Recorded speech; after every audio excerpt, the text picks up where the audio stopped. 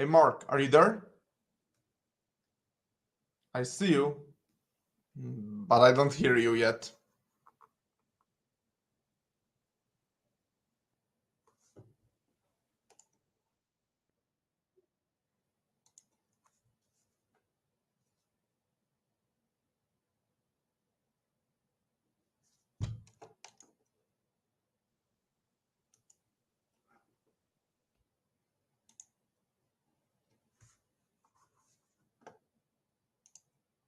Oh, there we go. Yeah.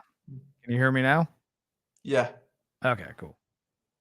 But yeah, that's what I was saying. I was like, I was just about to type. You have to add me to the broadcast, but yeah, I guess we're already live.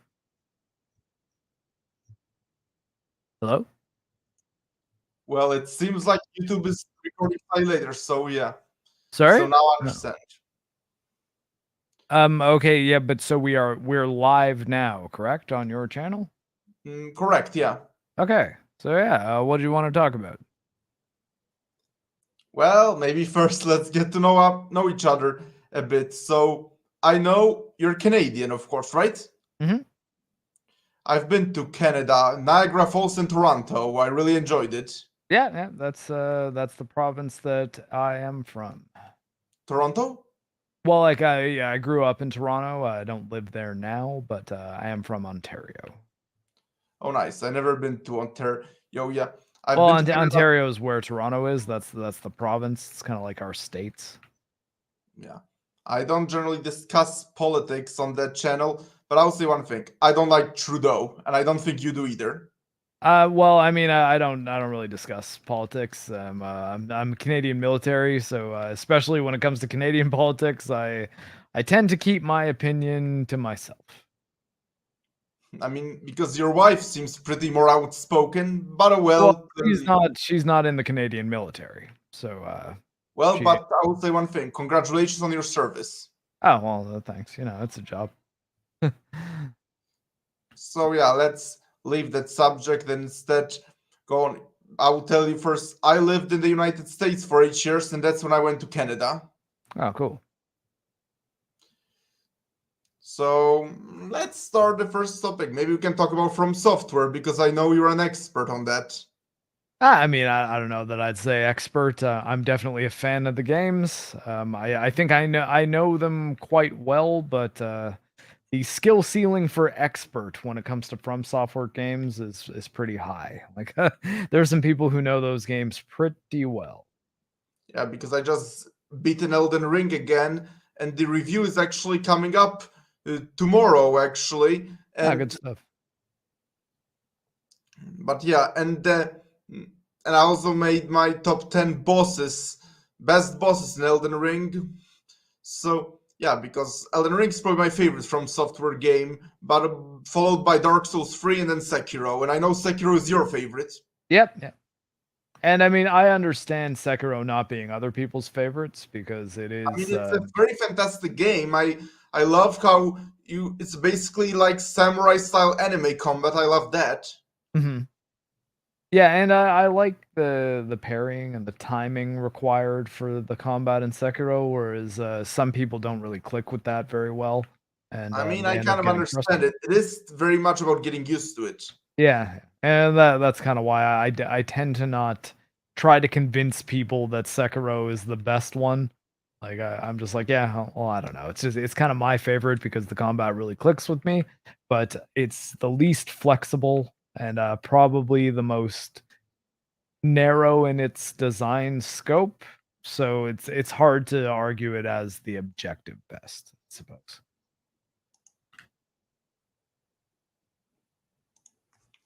Wait, so yeah, that makes perfect sense. By way of, I think you recognize the head, right? Um. Oh yeah, JoJo's hat from Jotaro Kujo's hat from Yes. JoJo. Yeah, it's good I stuff. I love that anime. Have you seen the latest season? Yeah, although I have not finished it. It's the yeah, I haven't seen season 6 2, I guess. Like Stone Ocean Part 2 is what I've Well, no not seen. spoilers then, but you're in for some real good stuff, but no spoilers. Okay, cool. I'm one of those like anime only watchers. I haven't actually read the manga. Yeah, no, I'm pretty much the same way. I have not read a lot of manga. I've read like, Oh, 2 or 3 manga in my entire life, and it's not. I'm not huge into it. Just for mostly for because it's expensive. So like, yeah. if you want to get into, especially if I end up just watching the anime of something anyways, it's like okay, well, I'll just watch the anime.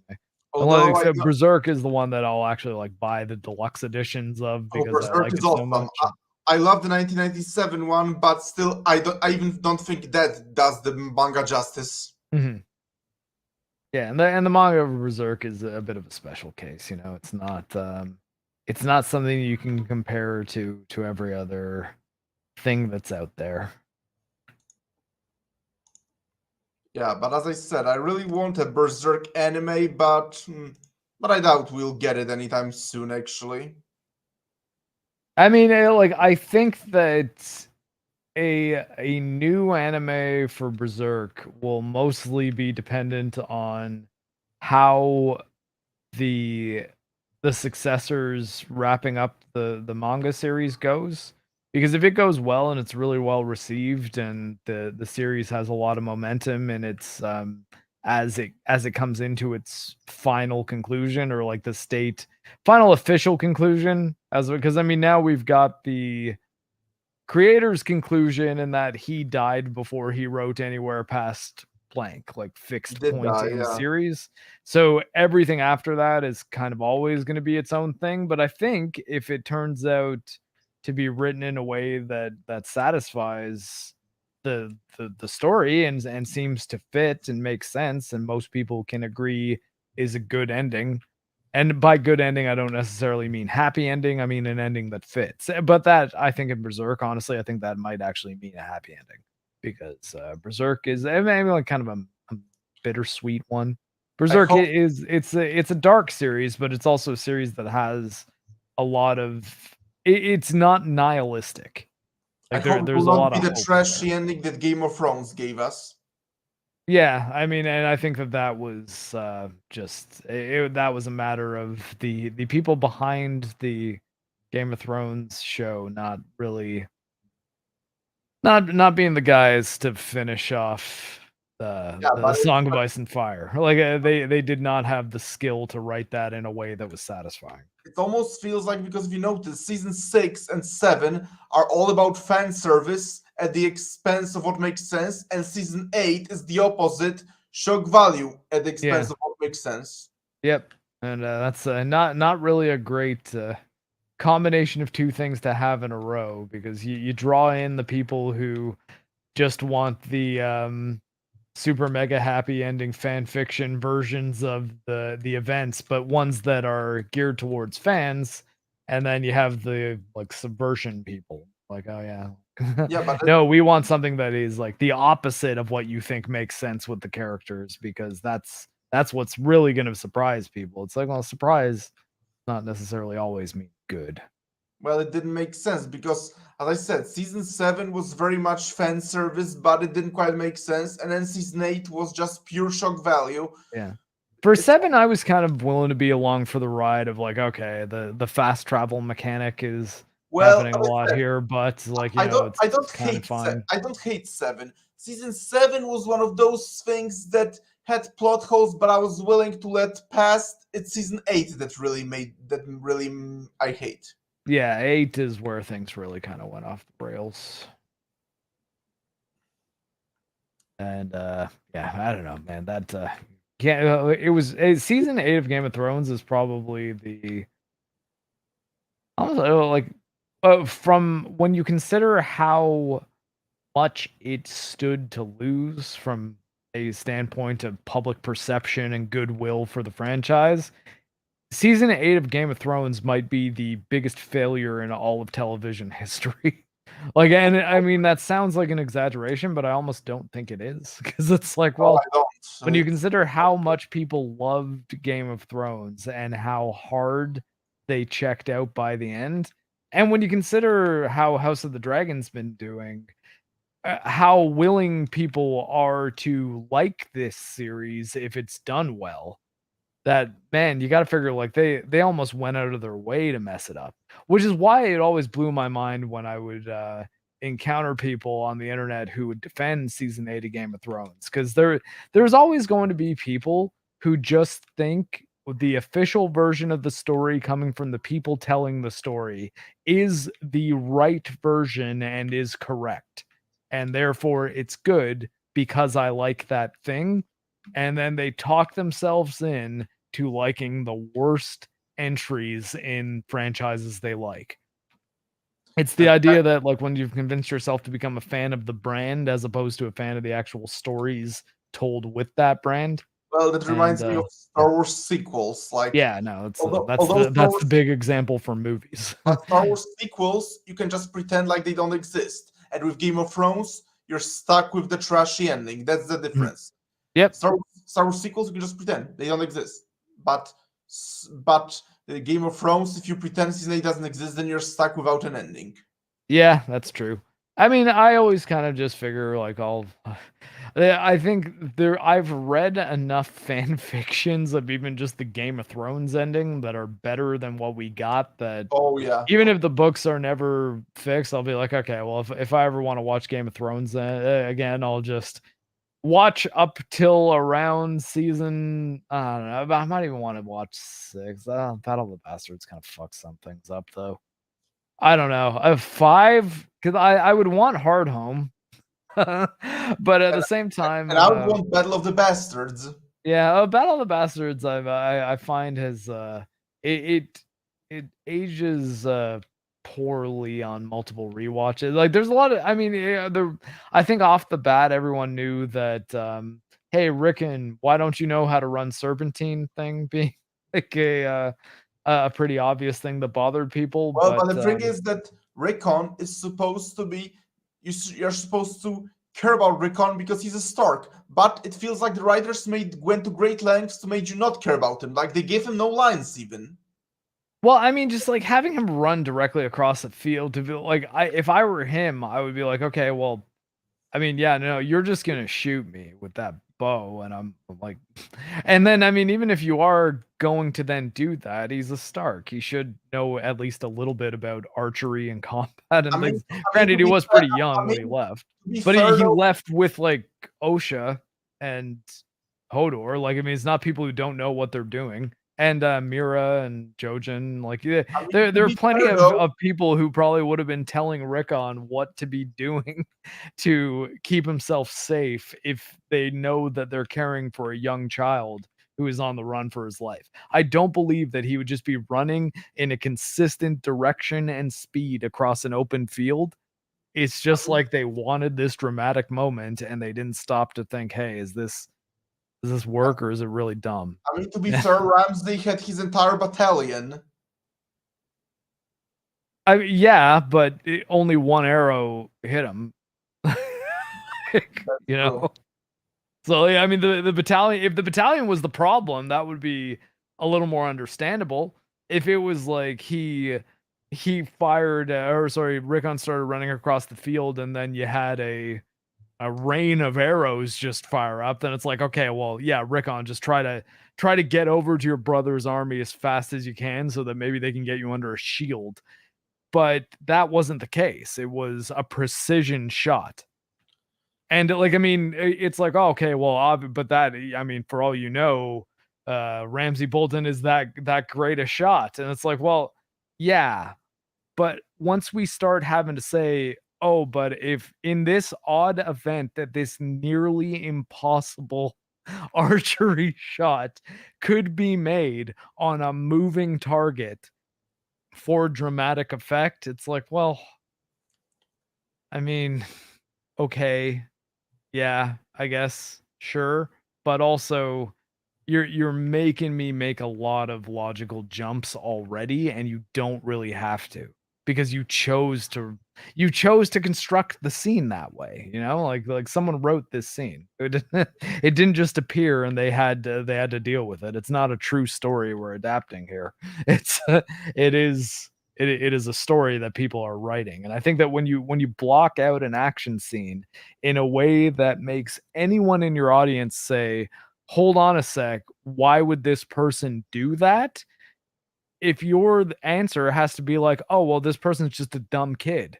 It's like, okay, yeah, that's not a it's not an answer that has no validity to it, but it's like, do you want that character to be a dumb kid? Who is that kid? That kid's Rickon Stark. Who is Rickon Stark? Well, he's one of the children of one of the high houses of Westeros who probably would be given the best education and training from when he was a very little kid. His brother is Jon Snow. His other brother is like they, like, I mean, you I mean, can it's go actually through. his cousin, but I know what you mean. Well, I okay. Well, I mean, yeah, but like as far as he knows, his brother is Jon Snow. Like he grew up his entire life thinking Jon was his brother, and he died thinking Jon was his brother. So, Actually, in like actually, I mean, we sorry, can get Mark, I into mean, the specifics of the we kind of lineage, but we that's kind of not really started the talking point. so My much about Game of Thrones, but there are some other things like I would like to talk about. hey, I Like, mean, you're the host. And, yeah, like for example, I actually have a question for you. Uh, like when it comes to Star Wars, are you like Jeremy who loves the Clone Wars? Or are you more like Ryan Kinnell who actually hates the Clone Wars because apparently it contradicted the previous expanded universe? I think the Clone Wars is okay. I think the Genndy Tartakovsky one's the better Clone Wars. I I I I like some of the things they did in Clone Wars, and I think that both Clone Wars and Rebels have some merit as standalone little works of like as the Star Wars animated universe, you could say. But I think that Star Wars has always been in a bit of a weird spot when it comes to what's canon and what's not, because I mean, at least in I'm a huge fan of the Clone Wars, but then again, I admittedly haven't read much previous canon of what apparently happened before, so I can't really speak. well, I mean, okay, so I don't tend to want to approach canon measuring or like arguments over what exactly is canon, what was contradicted, what was came before, when you're talking about expanded content on top of a specific type of property. So in the case of Star Wars, the property is movies. And it always has been and always will be. As much as there are people that are like, "Hey, no, Star Wars started as movies, but now it's comics and video games and stuff, and all of that is the story of Star Wars." I'm like, "Well, is it? I mean, how much of it is actually?" And at least in the George Lucas era, that was ambiguous, intentionally so, because it was essentially, hey, the expanded universe, as long as it doesn't contradict anything in the movies, can be considered canon until George Lucas does something that overrules it in the movies. Now, Clone Wars is often it often bothers people because it's a little bit ambiguous as to whether that counts as George Lucas Star Wars or if it's still more expanded universe type stuff, where it can maybe exist in contradiction with some other expanded universe stuff, and both of them can be true because neither of them contradict movie lore. Whereas once you have things contradicting movie lore, that's where you can pretty clearly say, okay, yeah, this is not canon. Speaking of But which, I don't know. what Now things are a little bit strange because we have the Disney canon, we have the George Lucas canon stuff, we have what the Dave Filoni things are. Who even like I don't even think Disney even knows what Star Wars canon is right now with what's going on with Disney Plus yeah, shows. they were Like, they were they were attacking the expanded universe because apparently it contradicted a lot of things. But from what hear, apparently Disney contradicts a lot of themselves too in their own canon. yeah, I mean there's stuff in Book of Boba Fett that contradicts things that happened earlier on in Book of Boba Fett. Like it's not we're not at the point where Disney can be like, yeah, no, everything in the Disney canon is I have a rock good, solid because we did the work. It's like, well, no, it's I not. have a very good friend from my college, the United States. He actually kinda loves Disney Star Wars, and he admittedly is something Jeremy would describe as an SJW. Let's not get too deep into it, but let's just say he very much loves the Disney Star Wars. He even loves the sequels, and and he he though he did point some contradictions, but he always looks past that. Oh, like, so he will well, I mean, okay, so I think that it's tough to talk about this stuff exactly because there's nothing wrong with someone liking a movie that isn't good. Like if you just, I like mean, I watched a I mean, movie, I enjoyed I it, respect and his opinion. I'm not going to attack him, yeah. although as I said, this guy Jeremy would definitely describe him as an SJW. That guy. I mean, like Jeremy would probably describe me as an SJW, so I don't know that Jeremy's the metric that you want to use necessarily. Wait, But you would? I never seen him attacking you. I know, but I mean, like Jeremy, I don't think is necessarily a great barometer for politics.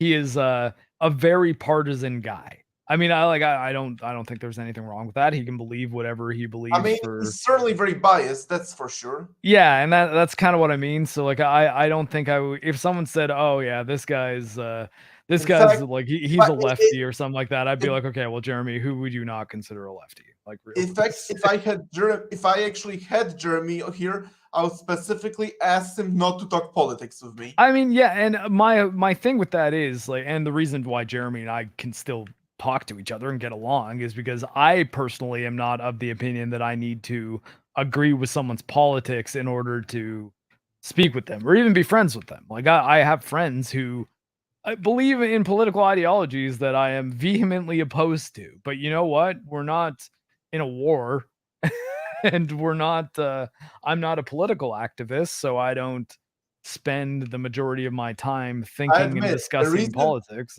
I'll tell you the reason I actually you are one of my favorite members of Geeks and Gamers because I like how you avoid politics. I actually appreciate that a lot. Yeah, and I mean, like part of that is by necessity because of my job, because I don't want to jeopardize the But I'm not. career that pays my bills, like my But you're half still of in the extra military. criminalized mortgage. But you're Like still in the military.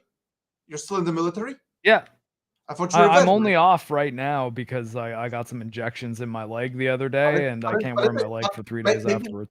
okay. You don't have to tell me your views, but you can tell me how Canadian system maybe generally works because that's interesting. I met many military people in the I United mean, States. sort of, but again, like I'm not even super politically engaged. So No, I but mean, I was I had to actually look up on when I was on Sheep City and Shagsworth stream what exactly I knew that the American system of government was considered a representative republic, and I remember that ours at least was considered a constitutional monarchy, but I didn't know if we had some sort of weird like thing that I think parliamentary democracy is something that I've heard at wait a minute. times, Wait a but minute. But Trudeau is the president, right?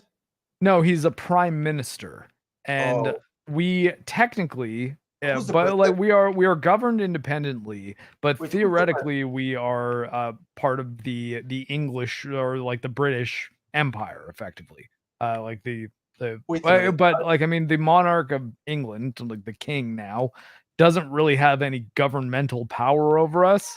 It's just our government system and our essentially ceremony is based around respect for the British system and the monarchy because we were a colony, and unlike the Americans, we didn't have a war for independence. We just kind of negotiated that we would govern ourselves and we wouldn't be paying like penance to the British government or anything like that. And that happened like 40 years ago, not like 200 years ago, you know? Yeah, So, but but I was technically, though, our system is still considered a constitutional monarchy, and that wow, was I learned actually sort something of a new. I didn't surprise know to any of me. that. Sorry? I learned something new. I didn't know any of that. Thank you. No, but like I mean, that was it was something though. I'm saying though that our system is so kind of vague as far as how it's structured, or difficult to explain in But that's the. actually interesting because I have a question because it seems like it's different in Canada and the United States. I met a lot of military people and veterans who are very outspoken in politics. So I guess in Canada it's very different. Well, once you leave the military, it's your call. And I mean, you can if you want. It's just you got to understand you're jeopardizing your career in a lot of ways. And part of that might be jeopardizing your YouTube career, and that which is the way I look at it ultimately, because I'm less worried about the military saying, "Yeah, we're gonna put you in military prison for something you said on the internet," because it was that insane, because I'm not really that spicy. As like even my views, if I was totally mask off about all my views on the internet, it would still be like, yeah, well, I mean, I don't know. So he's basically like at worst Joe Rogan levels of controversial. So I'm like, okay, well, like I'm not really that out there. So I don't really think that I would ever have my military career legitimately in danger. And I don't really want to advance in my military career above where I am. I just want to serve out my entire career and retire with a pension. I'm a pretty low level military medic. I mean, I guess I'm the most trained type of military medic you can be of the actual like medics, but I'm low rank. I'm not like an officer Oh, or anything like makes that. sense. And I'm I was, at the rank that is not a leadership rank because I don't want to lead. I want to see patients. I want to do medicine when I'm out. and I'm also curious about you and the extra girl. Do you guys like have kids? No, no, we just have our two puppies. We're planning to have kids. We just we haven't gotten pregnant yet, and yeah, so Well, it's good luck with that. I yeah. don't have kids. I didn't find the right girl yet, but I have a niece and a nephew. Yeah, I mean, and I have a niece and a nephew as well, and if I never ever had kids, I would still be pretty happy with my niece and nephew. My Especially my, my my nephew. He really came at an important time in my life because he was born the week I lost my leg. oh, how old is he? He's 6 now. And the niece?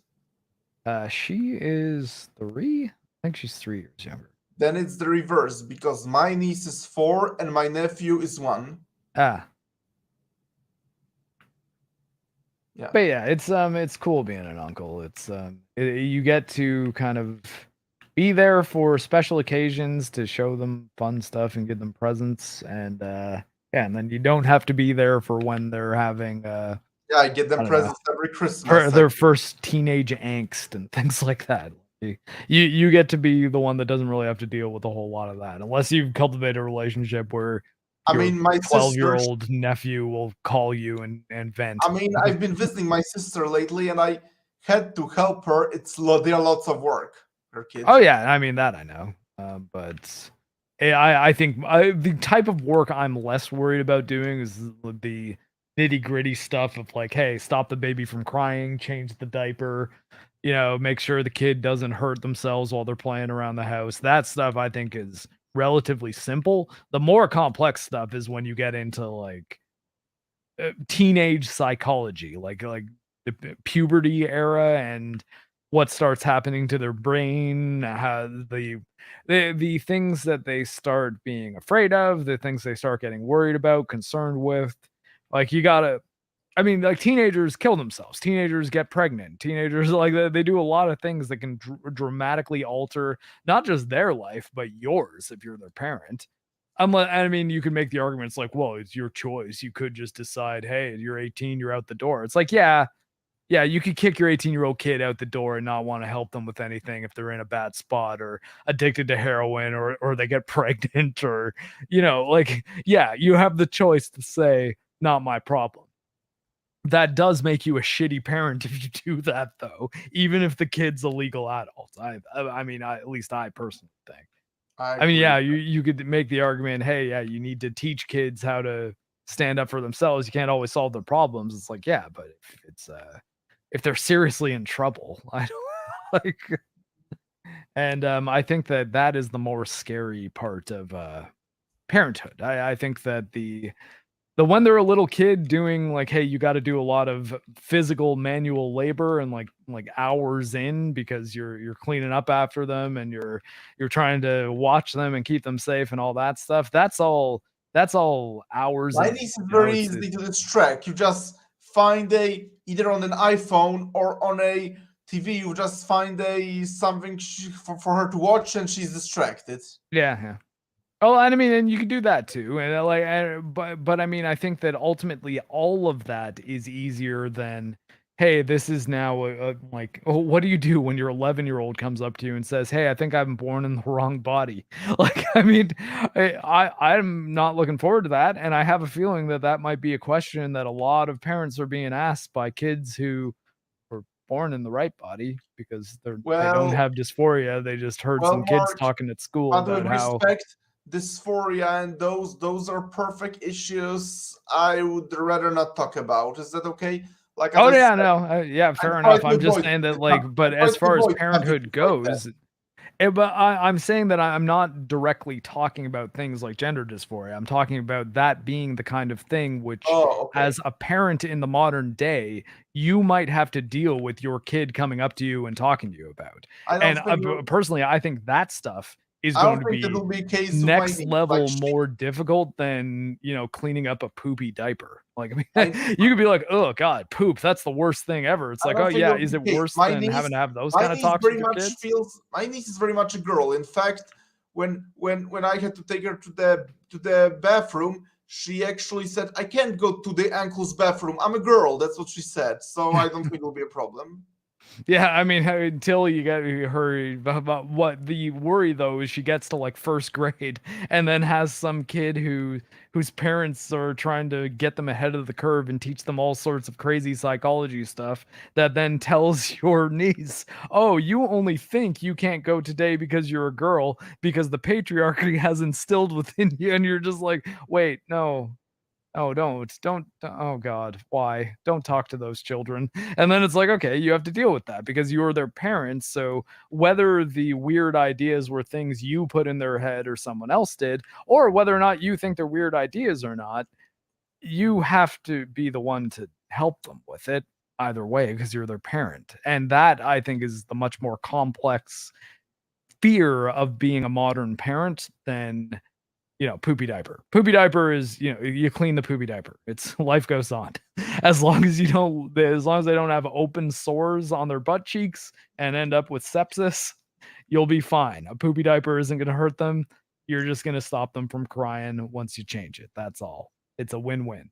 But the more complex stuff, I don't know. It's I think that is the fear for modern parenthood in my view, not the, you know, on boots on the ground, "Hey, take care of this baby" stuff, you know? Yeah. By by the way, do your niece and nephew, just curious, do they live in Canada too? Yeah. Because mine actually they live in Paris. So that's where my Oh, sister wow. lives. My sister's married to a Frenchman and they live in Paris. Yeah. Oh, fair enough.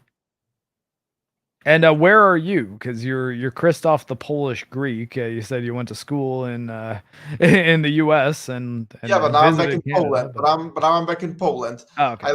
I actually considered finding a job in the United States, but then COVID started. It was very hard, and I came back here. Oh, okay, fair enough.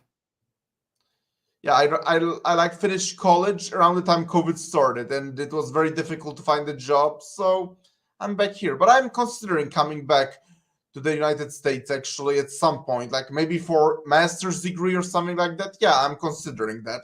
Oh, fair enough. Or Canada, we'll see.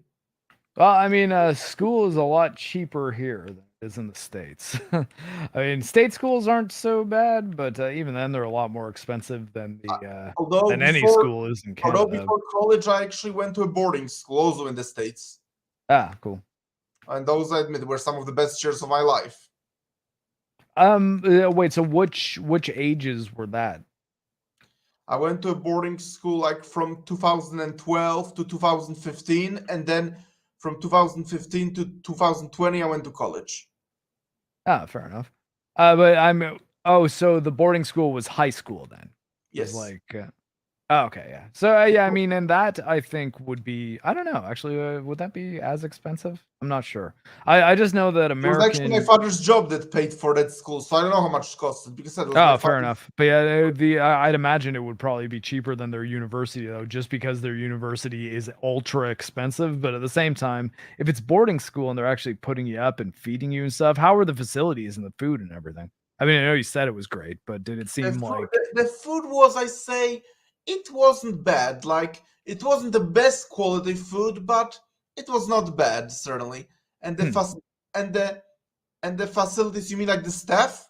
The teachers? Well, I mean, like how the rooms, the bathrooms, was there a gym? Was there a pool? Like, I mean, I There I was think no that the more things you there was have no like that, the pool. more it There, seems like, hey, this is an there upper was no class. there was no pool. There was a gym, but there was no pool. Okay. And the Well, I room mean, honestly, a pool being at a high school that's a boarding school doesn't like. I mean, that would actually kind of make some sense though if there's a school was swim actually team. school was in Rhode Island though, so there was an ocean during the Oh summer. yeah, fair enough. So they And just do swim team stuff there, I guess. and and yeah, also and the rooms were pretty comfy, at least for me, because I was one of the lucky few to have a single room. Oh yeah, that's got to be good. Man, I can imagine being. Oh god, it would suck to be a teenager without your own room. Although in college I had a roommate, but thankfully he was the most flexible guy I know. Yeah, and I mean that's usually a good bet when Like the only you luck problem out was with a sometimes roommate. that when I was trying to sleep and he would come back late at night, or the opposite, he would turn on the lights. But then again, there was no other choice. He needed the lights to change at least. But I'm glad it was no problem. Yeah, that's pretty good. I've had good and bad luck with roommates over the years In fact, he for was so good roommate military stuff. that we stayed roommates for all the 4 years actually. Oh, so I guess they give you the option to continue to be roommates with the same person. Yeah. Oh, that's pretty good. And returning to boarding school, that's actually where I discovered some of the things I love. That's where I've beaten, for example, there because we could play video games on the weekends, but only on the weekends. I remember my friend brought a GameCube from home, and I've beaten Paper Mario Thousand Year Door with him. Yeah, fair enough. I'm actually playing Metroid Prime right now. Oh, But, nice! not the GameCube version. I'm playing the master, the Switch one. I just ordered it. It didn't come yet, but I ordered it. So it's quite good. I think they've done a very good job with it. And okay, here I will ask you a question. What was the very first video game of your life? Probably the first one I remember playing would be Super Mario Brothers, Right. like the original NES one. And, Definitely at my friend Derek's house, I want to say. It's and also the first place I played Wolfenstein. mine was Donkey Kong Country. In fact, I still have it upstairs at the attic. There is my Super Nintendo and Donkey Kong Country. It was the very first I game found out my Super Nintendo days it doesn't work anymore, but which was sad. mine thankfully still does. And I said sometimes I go to the attic to play it. Yeah, fair enough. So yeah, Donkey Kong Country. That was the very first video game of my life. It's very much it's the most nostalgic game to me because it's very much my childhood.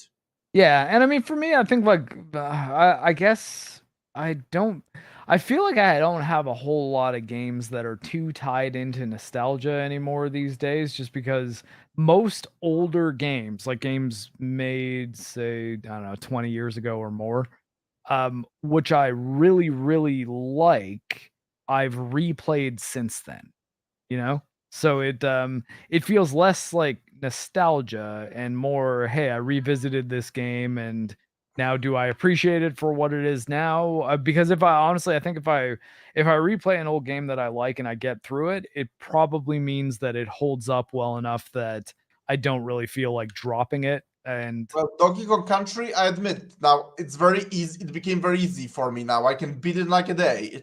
yeah, I well, I suppose mean, it's not a very easy game though in general, though. it's probably about getting used to. I suppose. Yeah, I think it's kind of how some people are like, "Oh yeah, like Dark Souls 1 is easy to me now." I don't think I would ever describe the original Dark or any of the Dark Souls games or Bloodborne Actually, even, which I think Dark Souls 1, I kind of feel has a clunky combat if you compare it to Elden Ring or Dark Souls 3. yeah, I mean that is definitely true. It's more straightforward. It's really just attack, light attack, strong attack, and As I that's said, it. And I've beaten really work on timing. I've Whereas, beaten Elden Ring actually recently again, and I'm now actually, and I might do it after I finish the conversation with you. I'm planning to go back to my room to play my Dark Souls 3 now because I'm playing Dark Souls 3 again. yeah, and I mean you can always extend the life of those games too with mods. There's lots of great Dark Souls 3 mods now. And next in line after Dark Souls 3 will be Sekiro. Yeah, Sekiro is, like I said, my favorite. It is. The I really combat, hope we get another game like that someday. And I actually hope next From Software game will be. I don't know. I'm not one of those people that wants a sequel to Bloodborne, which seems a fan favorite, by the way. a sequel to Sekiro or sequel to Elden Ring. I just want him to come up with something good. Although I do Yeah, hope. although I mean, I think that at a certain point here, especially I think with Elden Ring, I think they lock down that hey, the Souls genre is now probably going to turn into the kind of thing that we will just make one-off games and just have it like because I'm on about we will not see an Elden Ring 2. I think what we will see is Dark Souls 5 because Elden Ring was Dark Souls 4 realistically, but it'll be called something else entirely and it'll have its own lore and its own stories to uncover and But things I'm like personally hoping, like, I'm actually hoping their next game will be more linear, like Bloodborne and Sekiro, but maybe a new theme. Like Bloodborne is Gothic horror, Sekiro is feudal Japan. So I'm hoping maybe their next game will be another new theme. But I don't yeah. know.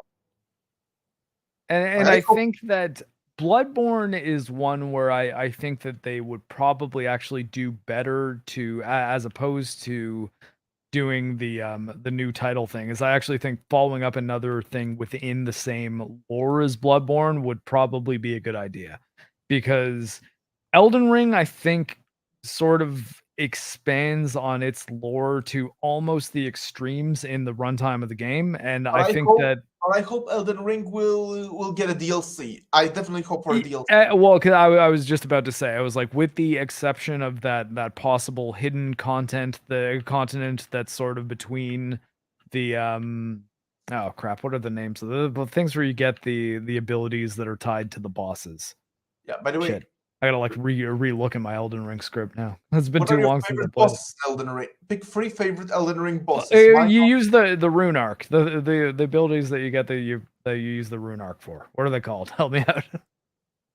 I don't remember actually. Like your Runard activates the thing that is like the soul of Gottfried, or but anyways, it's like in the towers that you go up to that are kind of around. If those towers all kind of point towards the middle of the ocean, like the ocean that's kind of in the middle of the curled finger, and a lot of people are saying that there's probably a continent or something that's going to emerge from there, or a castle, or a floating island, and that will be where the DLC will take place. But I don't necessarily think that you need to expand on it too much more than that, which I I hope. think is what they learned with Dark Souls 2, I which is actually hope. why 3 sorry, go I ahead. actually hope for a boss. I actually hope for a boss battle with this greater will they talk about so much in Elden Ring. Well, I mean, and the greater will is an elder god. So I'm not sure if the way the mechanics work in Elden Ring, having the greater will actually show up as something which can exist in the world that you can fathom, like have it not be big enough to just destroy the world and that's it. Like, because the Elden Beast is supposed to be the, I guess you could say, anthropomorphization of the Elden Ring, which was the representative of the greater will on, I guess, not Earth, the lands between. it's Yeah. it gets confusing to mix a whole bunch of these things Speaking of up, and I which, feel like I need to tighten up my Elden Ring lore if I'm going to speak speaking of about this in which, any detail, because it does get pretty complex. but it's a good. I have actually a question. Pick 3 favorite Elden Ring bosses. Mine are Malenia, um, Rykard, and Mog Lord of Blood. And yours? Um, Probably, I think Millennia would be safe to say. Um, and huh. I don't know. It's kind of part of me wants to say Radagon, but I sort of don't like that Radagon goes right into Elden Beast. Like honestly, I think if those were two separate fights, they would that would probably be a lot better, because I don't think Elden Beast is a particularly good fight, but I think Radagon is a great one. I kind of like Uh, Elden Beast, although I do feel it'll be better if they did it like with Moon Presence. um well, yeah, like had it with hold on, what do you mean by that with move? Because that you can look at the Maybe land. it, but maybe it should be optional, like Moon Presence in Bloodborne. Oh, optional, and that you don't have to go for that ending. But yeah, well, like, that's the thing, though. It's that you can go fight Moon Presence if you want, or not. and you can still save in between. Whereas Radagon, the thing that makes Elden Beast difficult is just that your resources are drained by Radagon first. That's honestly the only reason. Like, honestly, think of it. Anyone who fought Elden Beast at full power, like with none of their healing items used, nothing, It would be too nothing easy. burned, it would not be very difficult to beat Elden Beast. Like, I think that the only reason anyone has any trouble with it is because they go into it with Radagon kind of, This whittling away their resources. speaking of which, when we talk about Amethyst, I'd say be one of mine. I'm trying to still think of what my other two favorite ones would be. okay, take your time. It's no big deal. But I'm actually kind of curious what you said about like. Sorry, I sometimes forget what I wanted to say. But as I said, That's okay. It happens to me sometimes too. Radagon kind of gave me vibes of like Gwyn and Lord of Cinder and Soul of Cinder.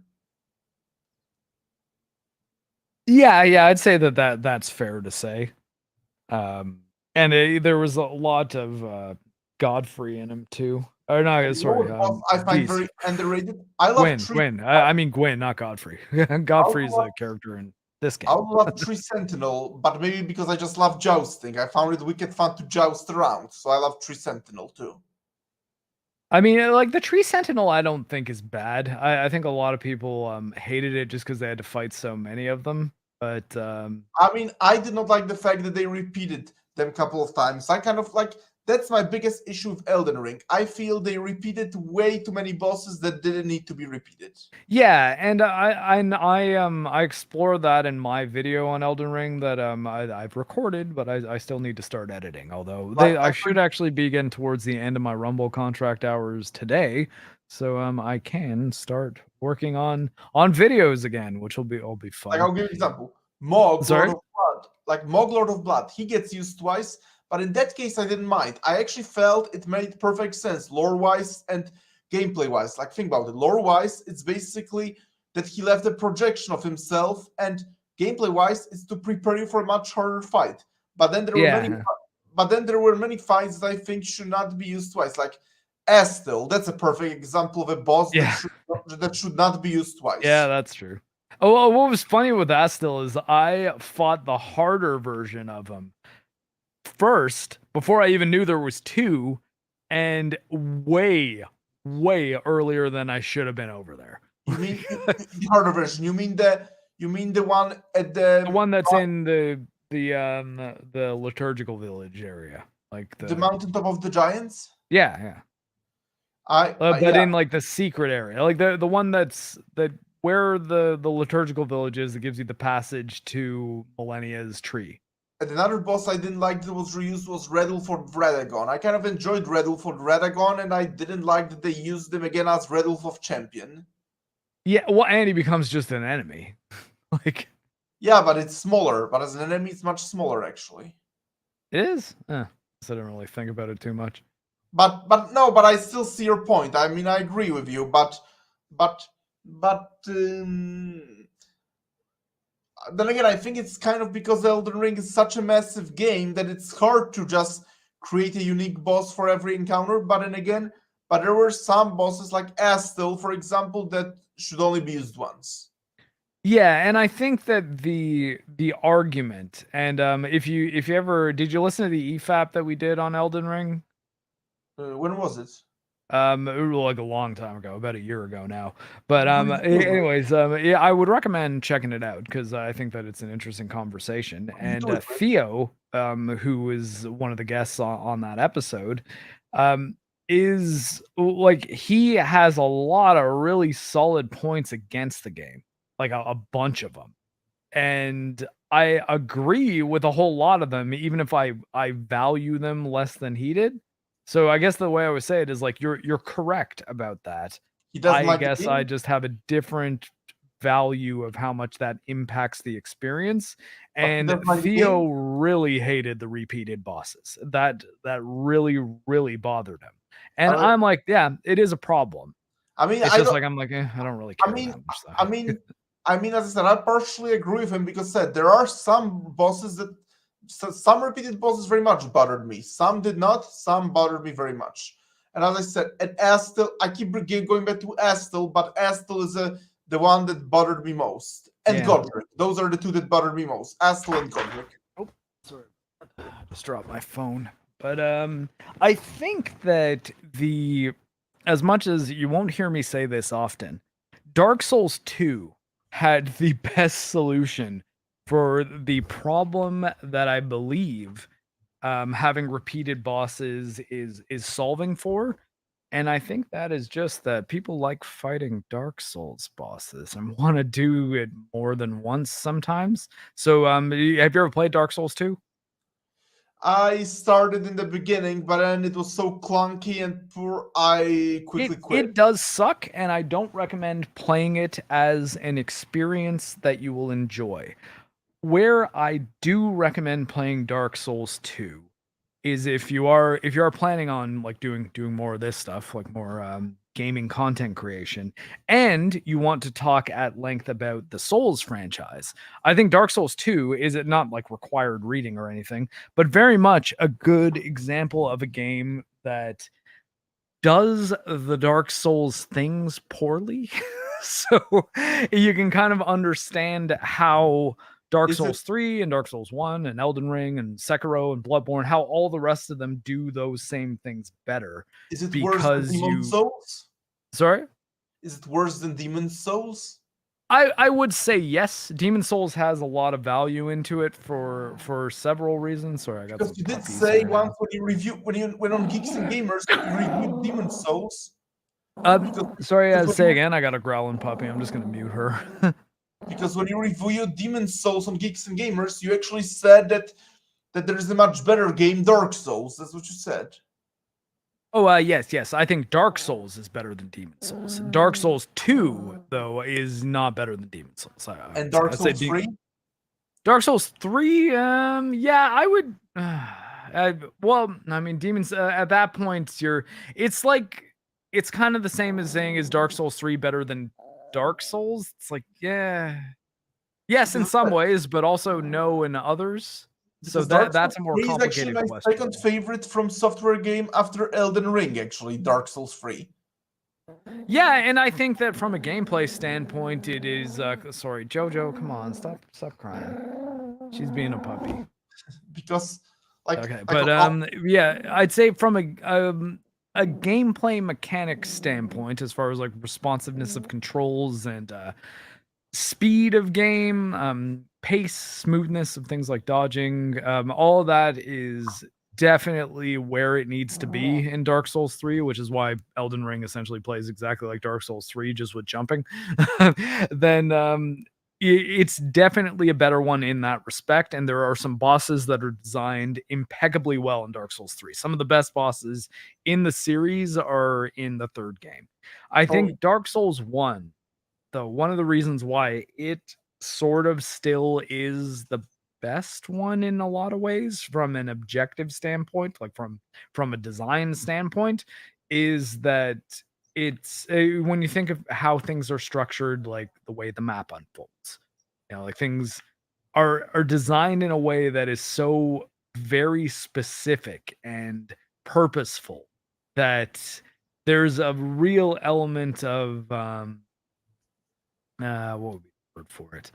Of this is just the next level to the other Souls games, whereas the world in at least the first half of Dark Souls 1 really unfolds in an organic fashion that is in a way actually funny to think about that I'm playing it now, and I promise I'm not just saying this because I'm actually playing this game right now, and it's similar to the way Metroid Prime does. That world has like it connects in a whole bunch of really interesting ways. It kind of unfolds like origami, as I've heard. Metroid Prime, as I said, I ordered it like yesterday, although it didn't come yet by mail, but I ordered it. It's quite good. I strongly recommend turning on the gyro controls as well, playing with a pro controller. It's pretty awesome.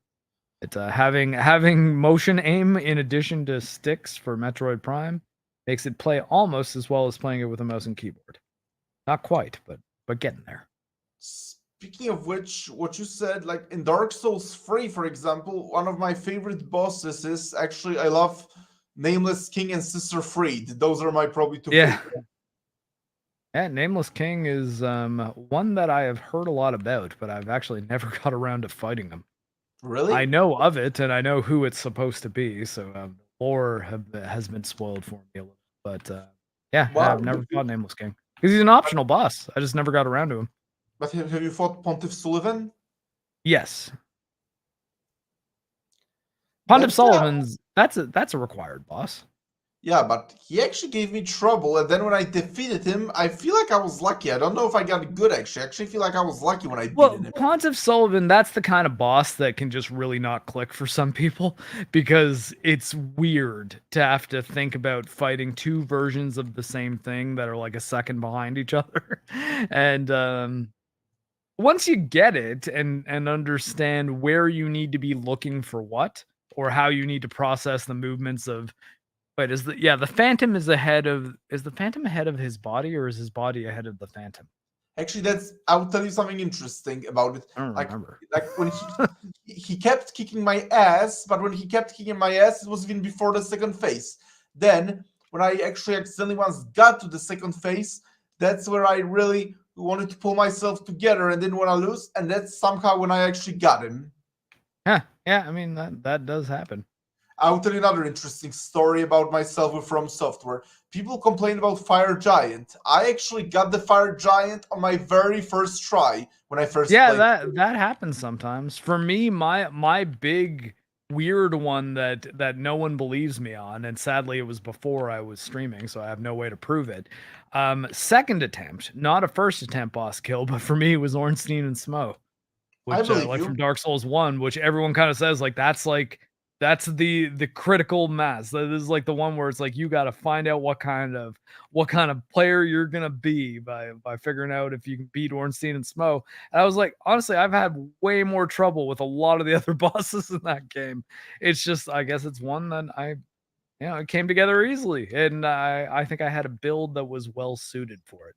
But, part of it is just your instincts your first instincts on, what you should do to counter an enemy's attacks being correct, and you kinda get that beginner's luck. Your timing comes together that one time. It happens. And, I think if anyone who's played all of the From Software games or a significant amount of them, I'm not talking playing 1 or even 2. I mean, like, if you're at the point that you can get through them, that if you buy a From Software game, you buy it knowing that you were gonna finish it, you know? Like, 'cause I think a lot of people will buy Dark Souls being like, "Yeah, I don't know if I'm ever gonna see the ending of this game. I'm probably gonna play it for an hour or 2, get frustrated, and quit." And there's other ones where people will be like, "Yeah, I might get to the end. I don't know. I think I might be able to get this one," Actually, or they sorry? I want to tell you an interesting story about my experience from software games. Like, I was one of those people that always was giving up on them. They were so difficult, but everything was amazing. The lore, the graphics, the enemy designs. Like, I actually think From Software does the best enemy designs in video game history.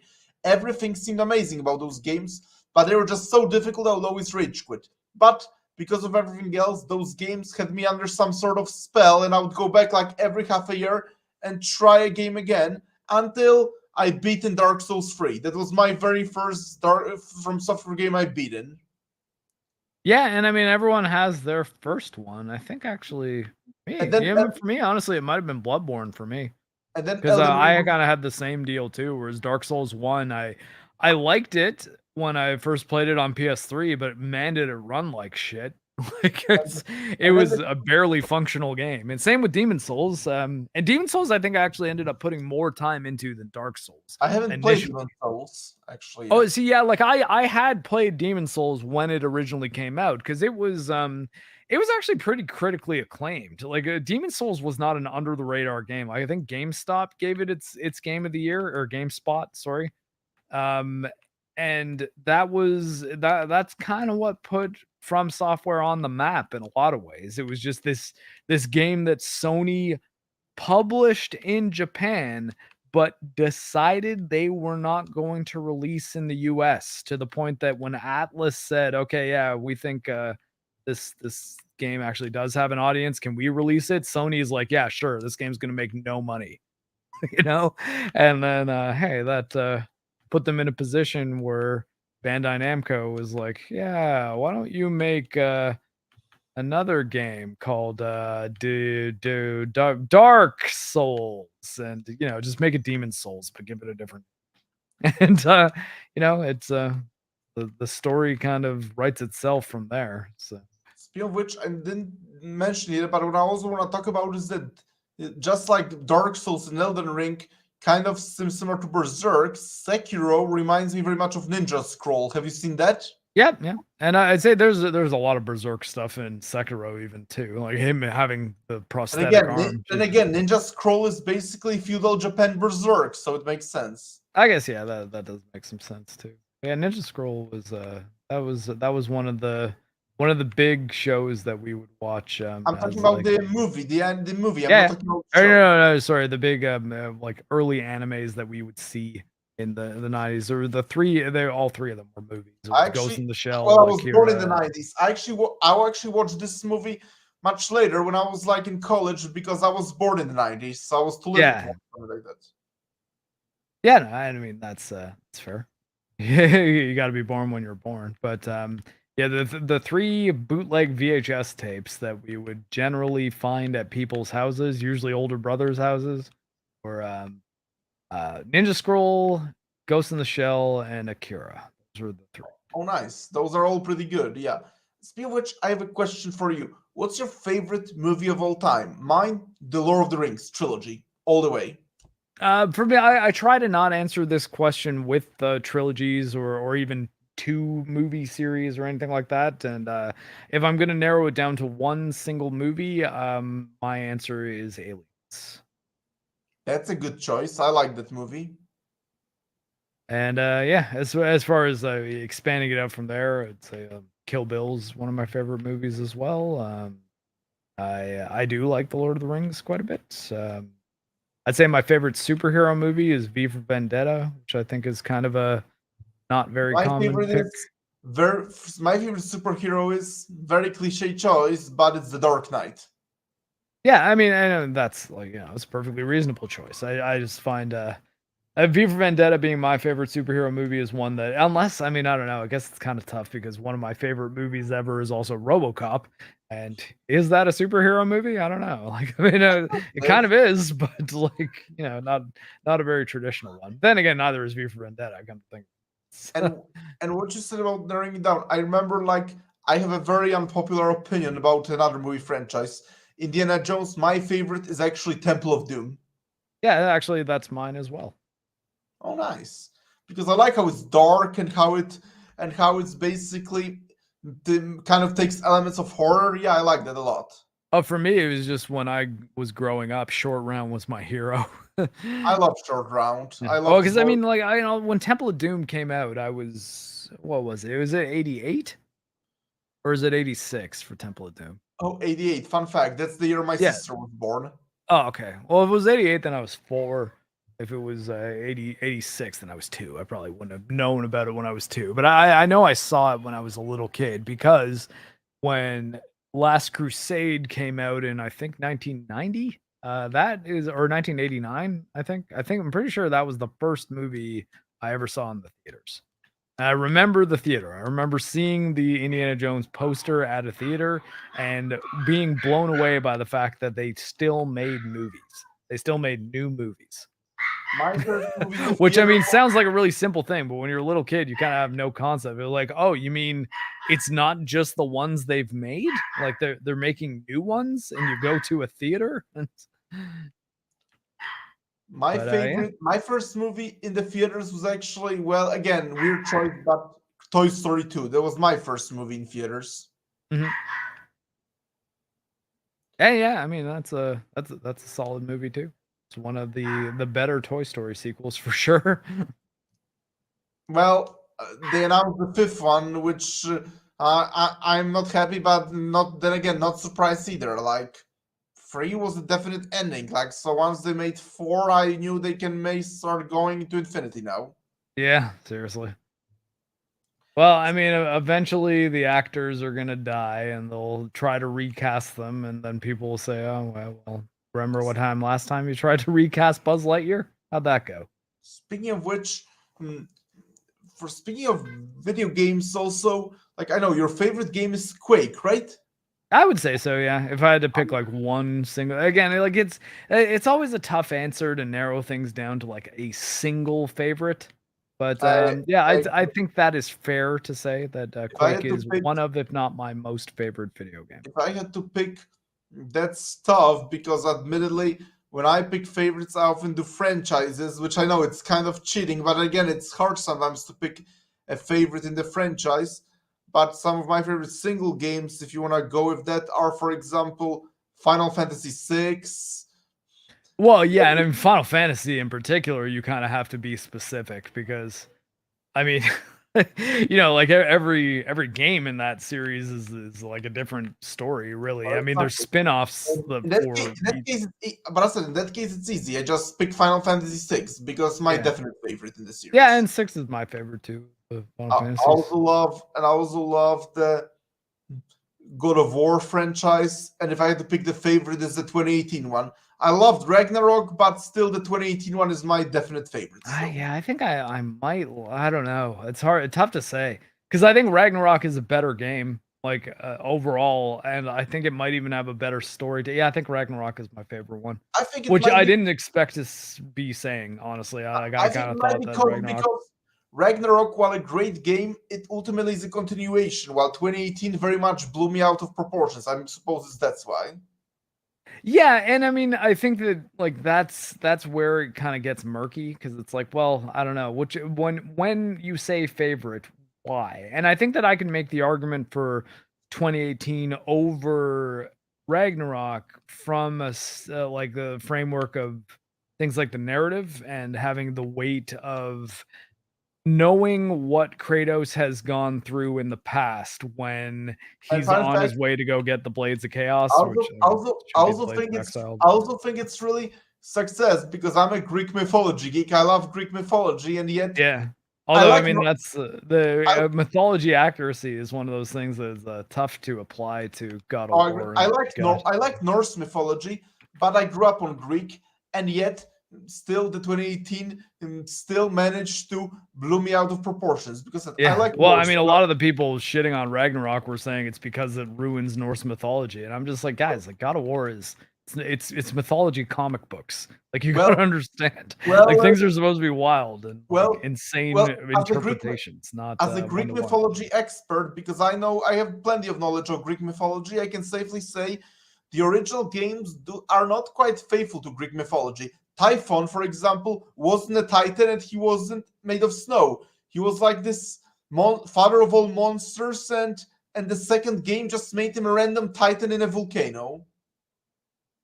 Yeah, I mean, I guess, there you go. I mean, that is the kind of thing that I know a fair amount about Greek mythology, but I wouldn't call myself an expert, and I never would have been able to tell you that. Like, so from a standpoint of just like, hey, is this a video game you can play and enjoy? I think. I grew up reading Greek mythology as a kid, so I know a lot of that, and I can tell you also Cerberus. Also, in the original Greek, it was just one guard of the underworld. It wasn't like a whole species like they made it in God of War. Yeah, I think they needed to fill out that enemy roster. Yeah, I said I'm just looking past that because I think the games are amazing, but God of War has never been quite faithful to the mythology. Well, and I mean, it's something that we've been talking about on EFAP a fair amount with the stuff we've been covering when I've been guesting. Like I say we as if I'm like I'm not like a cast member of EFAP. I've been on a few episodes in the last little bit, and Mahler and I have been talking about just offline talking about The Last of Us, the HBO show, and it's interesting to. I mean, I've this only kind of seen ties first into two what we were talking. episodes yet. Sorry. I've only seen first two episodes so I'm far. not gonna spoil anything, but I'm because I'm the premise I'm gonna talk about is kind of ties into what we were saying about the Clone Wars, and that's in adaptation and canon and how does it work when you're basing things on a source material and telling new stories or retelling stories that have I'll been give you an told already. example of when I think people miss the point. Like, I think you remember how when you reviewed Netflix Castlevania, and Mm. and people were hating on you, saying how much it ruins the games. But I think it's not a good comparison to Star Wars, and I will explain why. With Star Wars, the sequels technically take place in the same continuity as the original trilogy, and they Yeah. contradict everything. But the show takes place in an entirely different continuity. So if you don't like the changes they made, just focus on the games. That's it. Exactly. And I think, but a lot of people will be like, okay, so then why is Rings of Power bad? And I'll be like, because Rings of Power is bad. That's why. It's not it's not because it's a bad adaptation of Tolkien. I think you can do a bad adaptation of Tolkien that if you manage to also write an awesome fantasy series, like for example, if you said, "Hey, I'm going to write this manga. It's called Lord of the Rings." It's like, "Oh, okay. Yeah, that's good. Yeah, it's based on Lord of the Rings." Like, yeah, yeah. And then you wrote Berserk. You'd be like, this is a terrible version of Lord of the Rings, but this is a really good story. You should just not call it Lord of the Rings. Is kind of where I'm at with it for some of that stuff. But I think that when it comes to adaptation, there's an interesting question of is an adaptation good because it represents the source material closely, or is it good because it is good for its own merits? And I think the answer is usually a mix of the two, but primarily, is it good on its own merits? Because I think that as much as I can watch something like an anime based on a video game I like and enjoy it a lot more than anyone who's never played I'll that actually give you an game. example. Sorry? I know what you're saying, but let me give you an example. Like Castlevania adaptation, what I like, I would now say heresy that will make fans of games rage. And I'm myself a huge fan of the games, but I know it will make lots of game purists rage. I think there were elements of the lore that I actually liked more than in the games. Like I loved how they made Death the main villain. Like I think that the Grim Reaper actually as the main villain that works much better than just being like Dracula's loyal follower, like making him the actual main villain. I think that works much better for me personally. Yeah, I mean, I think that's fair too, and I think that you're even pulling from what people would consider one of the two weaker seasons, which would be 3 and 4, which I think I can agree to. I can agree that 1 and 2 are stronger, like the Warren Ellis seasons.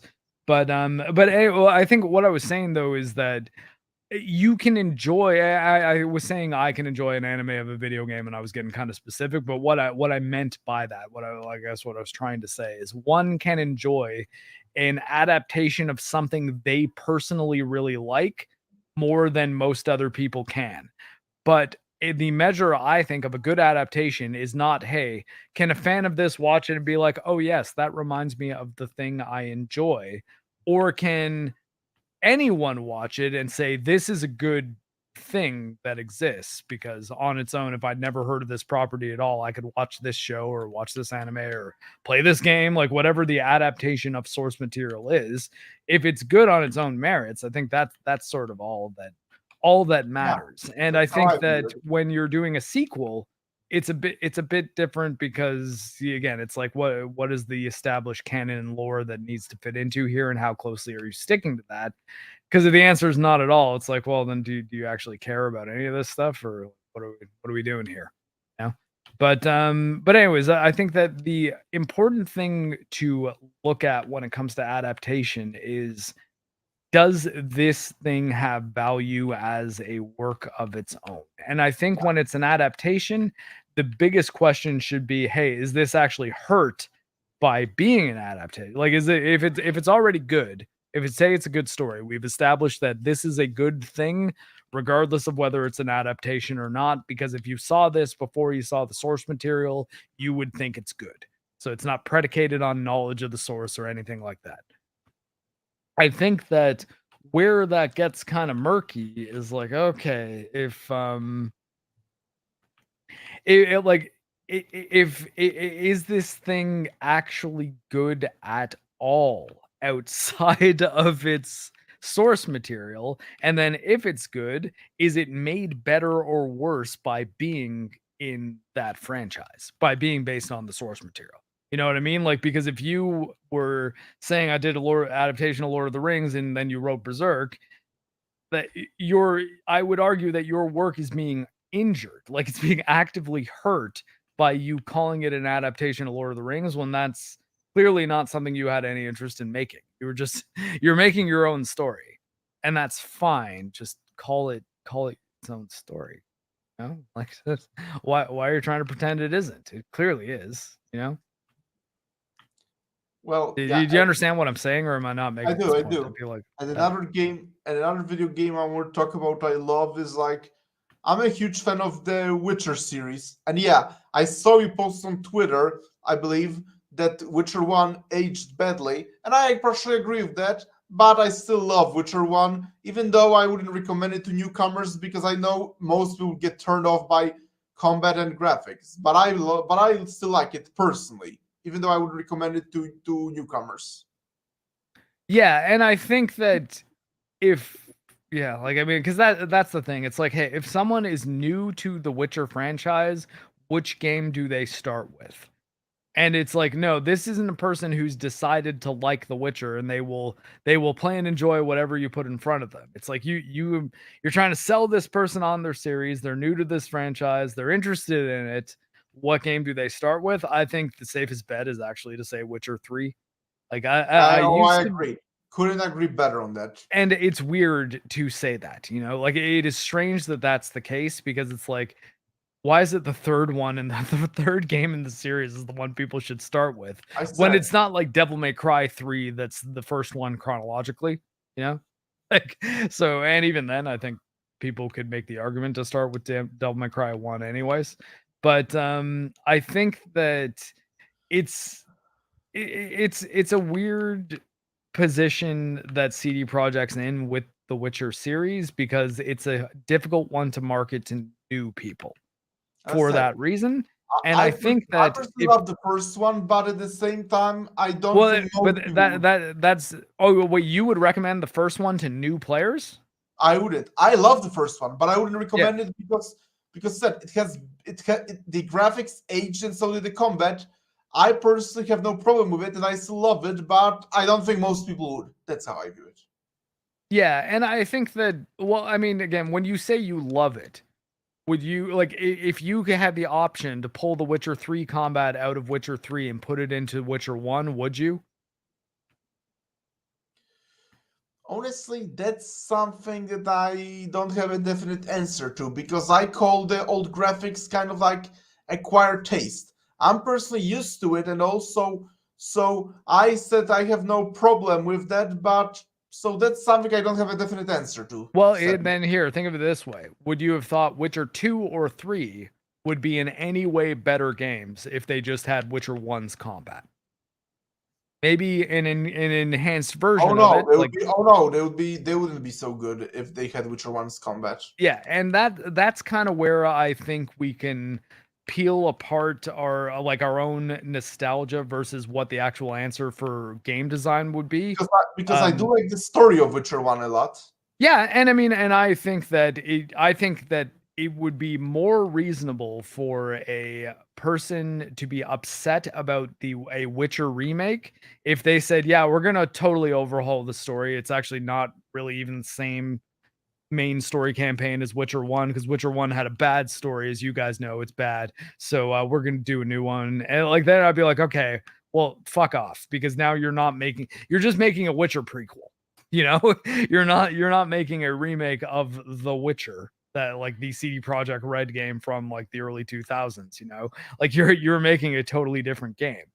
And I think that they are but I don't think there's any better choice they could be making than to say, "Hey, we're going to take the story of The Witcher 1, and we're going to remake it in the style of Witcher 3, and the people who are in charge of it are a third-party developer, not CD Projekt Red internally." I think I should reiterate that because everyone seems to misunderstand that. And they are it's a developer made up of people who were all developers on Witcher 1. So I'm just like, well, as far as like what you could announce that could get me thinking, is this a good idea or a bad idea? I can't think of a Witcher like a re-release of The Witcher 1. Whether that's just, hey, Witcher 1 remastered, it's on PS5 now, but it looks like an old PC game just running in 4K and that's it. That would be like your lowest level kind of remaster, right? I Oh, think I we can agree. agree to that. I can agree with that.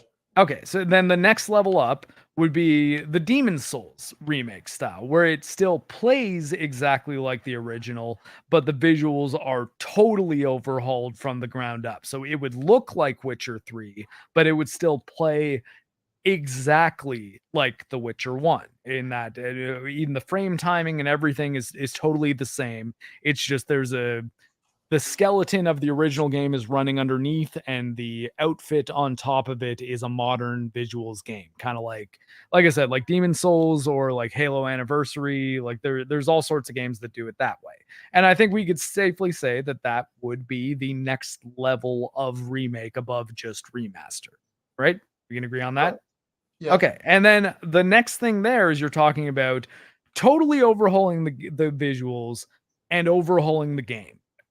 Overhauling the game has this category has obviously many levels, and I think Dead Space is probably a good example of where I would say it's a Admit, perfect I place to haven't played stop. that space. So, yeah, I think that it would be safe to say if you've never played Dead Space before, you should play the Dead Space remake, because the Dead Space remake, I think, gives you all of the good gameplay and game design elements that you would get from playing the original, but it improves on many different additional criteria, and that makes it kind of the definitive version of Dead Space. Now I think we would hope, and I think that if you don't hope this, then you've got to consider whether actually saying that as a person who like enjoys video games, or if you're saying it as just a fanboy of Witcher 1.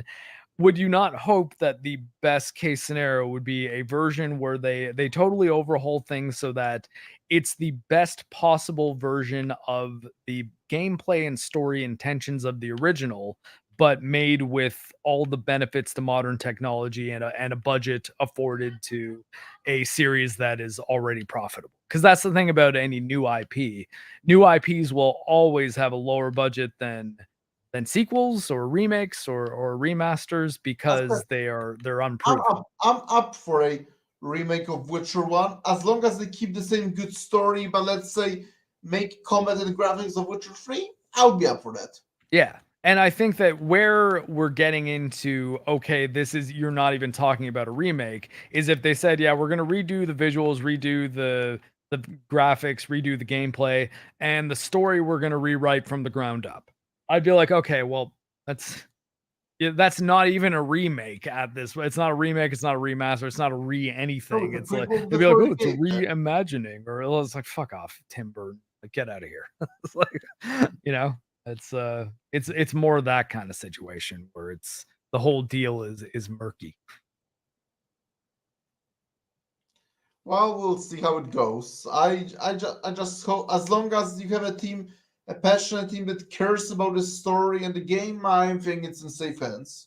Yeah, I mean, and I believe that at least as far as what we know now, that is the safest thing to conclude.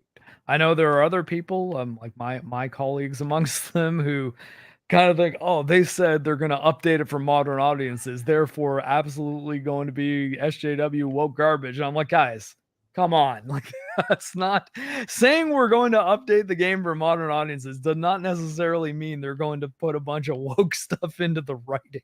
It could very easily mean they're going to make the gameplay better and like the gameplay a bit more contemporary and less difficult to understand for a person who plays video games today, not a PC gamer from Eastern Europe in the like early 2000s, who might have different sensibilities than as far as like what they can understand about game language.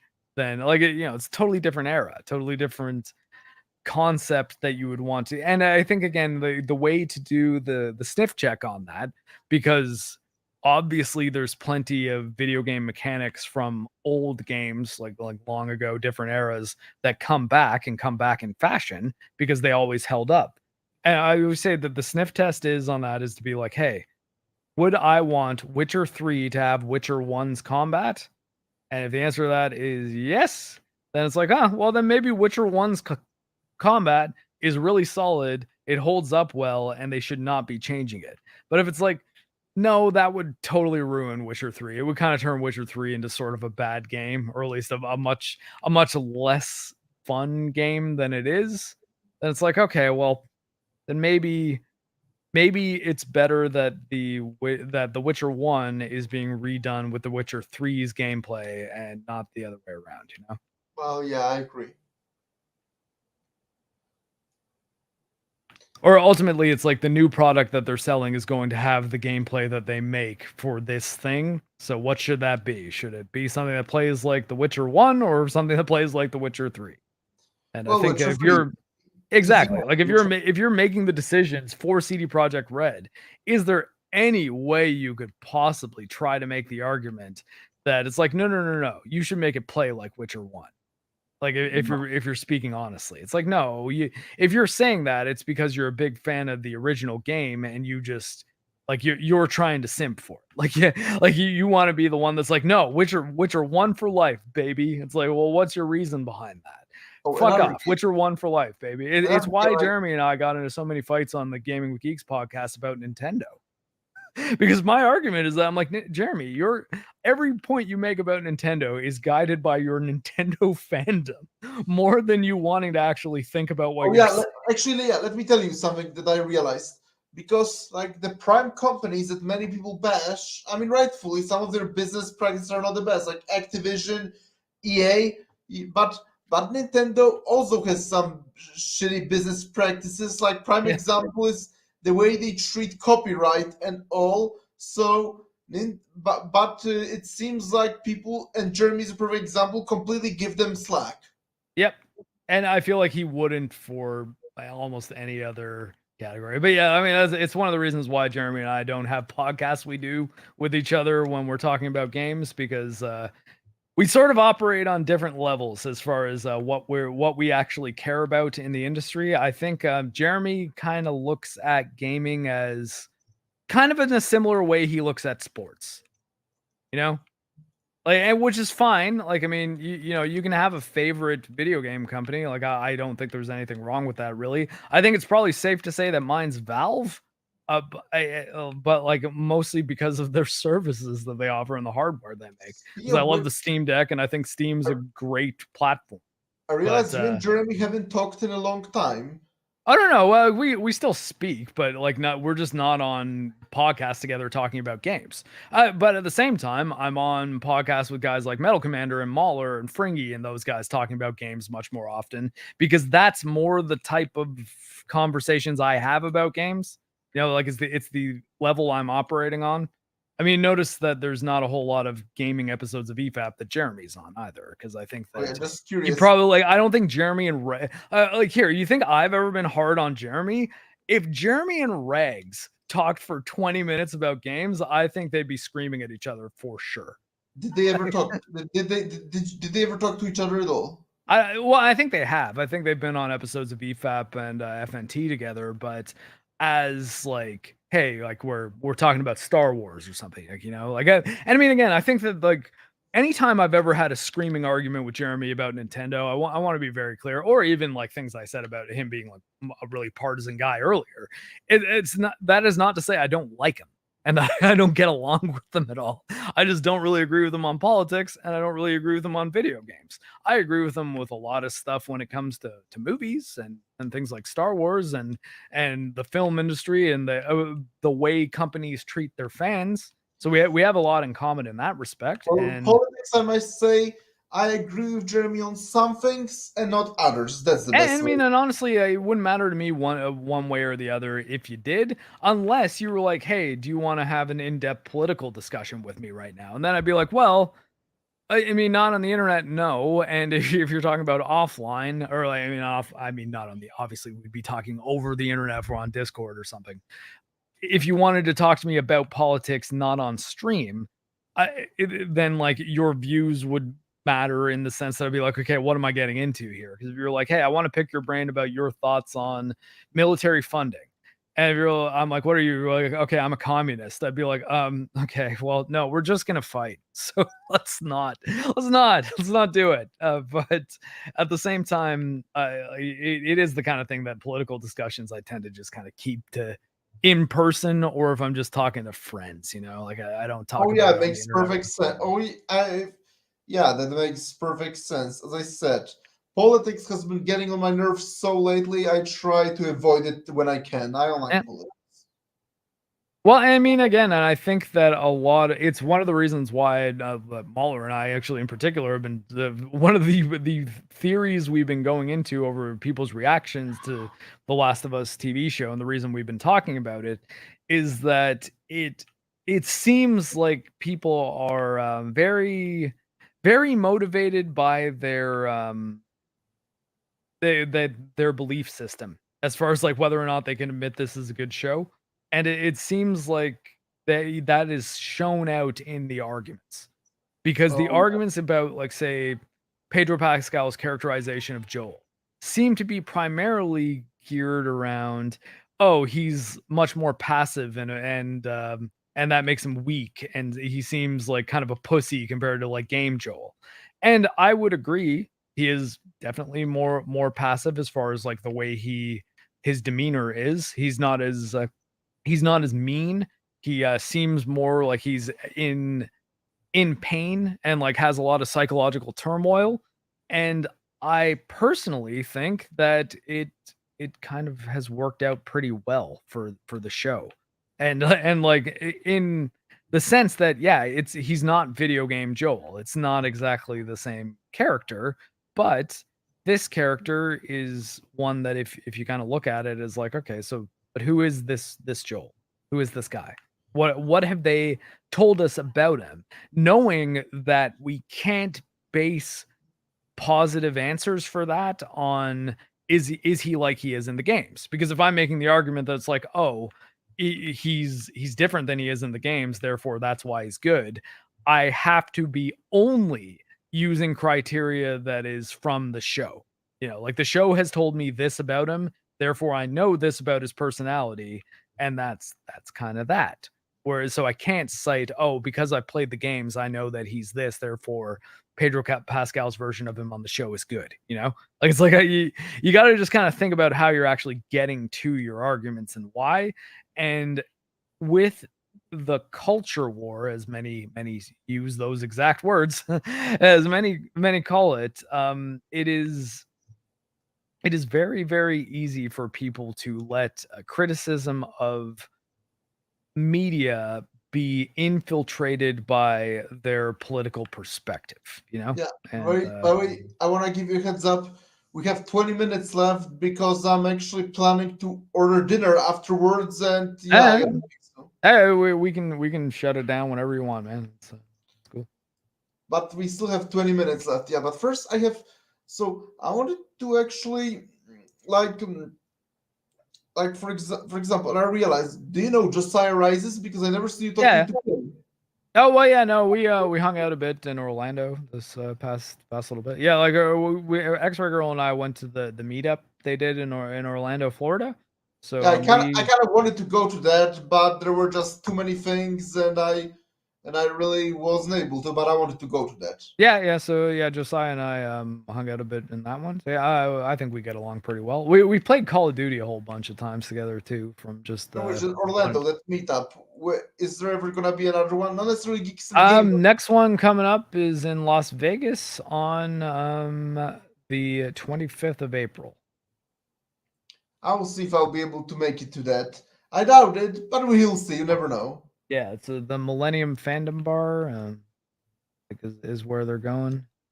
I Um, mean, yeah, 26th of 20. Yeah, I don't know. If you check in Neurotics Twitter, probably has the information. yeah, we'll see. As I said, I don't know. I'll probably not be able to make it, but you never know. Let's just say it this way. Yeah, And don't know until you try, I guess. another game I wanted to ask about. Wait, what did you say? I said you never know until you try, I guess. Yeah, I wanted to ask about another game. Actually, have you that I love on the PS2 game? Have you heard of Echo the Dolphin? Echo the Dolphin was a PS2 game? To me, that's a Sega Genesis game. Yeah, but there was a PS Dreamcast version that was remade on PS2, Defender of Future. Oh, okay. No, I never played that one. Yeah, I mean, the Dreamcast version, from what I heard, kind of had bad controls, but I managed to get used to the controls on PS2. I mean, I kind of like that game a lot. I don't know. I just like it because the I mean, story. I just can't speak to it. I just I haven't played it, so, yeah. If I had, I would tell you what I think, but, you know, I will never ever get register a definitive opinion on a game which I have not played, other than, "Hey, how do you think this game would be?" I Wait, can that maybe say that. makes perfect sense. Speaking of which, have you ever played any arcade like beat 'em ups? I grew up on those as a kid. I remember going to arcades a lot and playing those beat 'em ups like Yeah, I'd say I Violent played a Storm, fair amount of 'em. Final Fight. Have you played any of those? Yeah, Final Fight was one of the first, games I ever owned, actually. Oh, nice. I never actually owned it, but I did. I mean, I do have a PSP and Capcom Classics where I own it now. But as a kid, I just played it a lot in the arcades.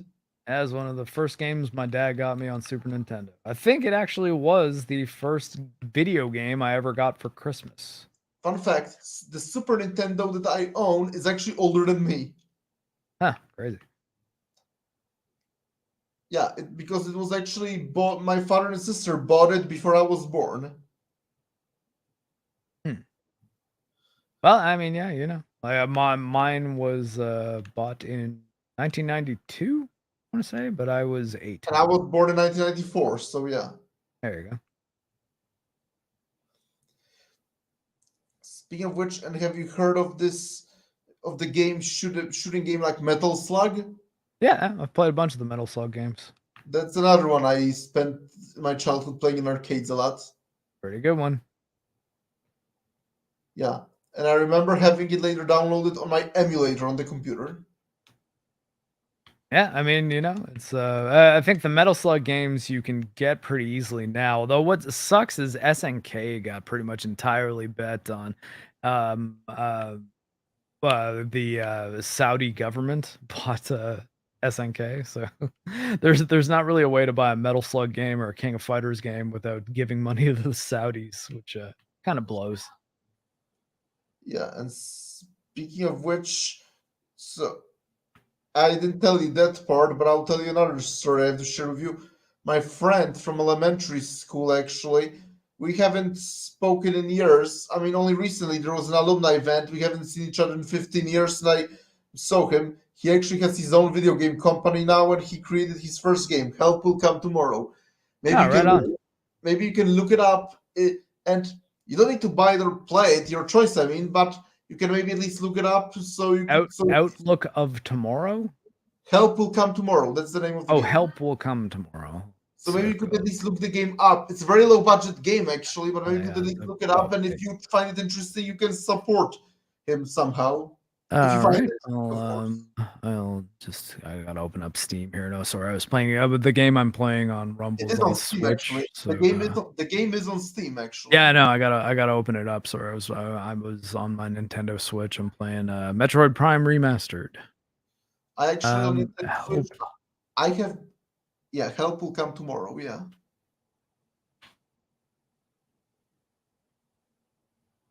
All right, 22.79 in Canada. The art almost kind of looks like BioShock, like the logo. Well, keep in mind that it's a very low budget game. They Oh like yeah, yeah, no. I mean the there are art. literally like 6 people working in the company, so it's a very low budget game. Yeah, it kind this sort of looks similar to even the premise looks kind of close to the coffee box game one. Oh god, what is it called again? The Pale Beyond. The Pale Beyond. Yeah, that was it. But yeah, no, it looks kind of neat. It's like a Siberian wilderness survival game, but like a narrative based one by the look of it. Am I correct? I don't know. You tell me. Yeah, you are very correct. Yeah. Although when we talked recently, I kind of like was disappointed because he isn't very much into From Software games. I mean, you know, like everyone has their genres, right? And I His mean, like favorite, that his type. favorite game is I would worry if he was making a Souls-like game, than if he said, "Oh yeah, but I don't like From Software." That like we're gonna do it, but better. I'd be like, "Oh, dude, well, no, you're his probably gonna." favorite game is Red Dead Redemption. That's his favorite game, I Yeah, believe. and I mean, I think that that's a very reasonable favorite game to have.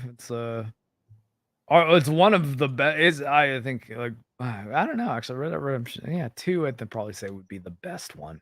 But, like, I was Yeah. just trying to think of, like, Red Dead Redemption 2 is probably the best cowboy game ever.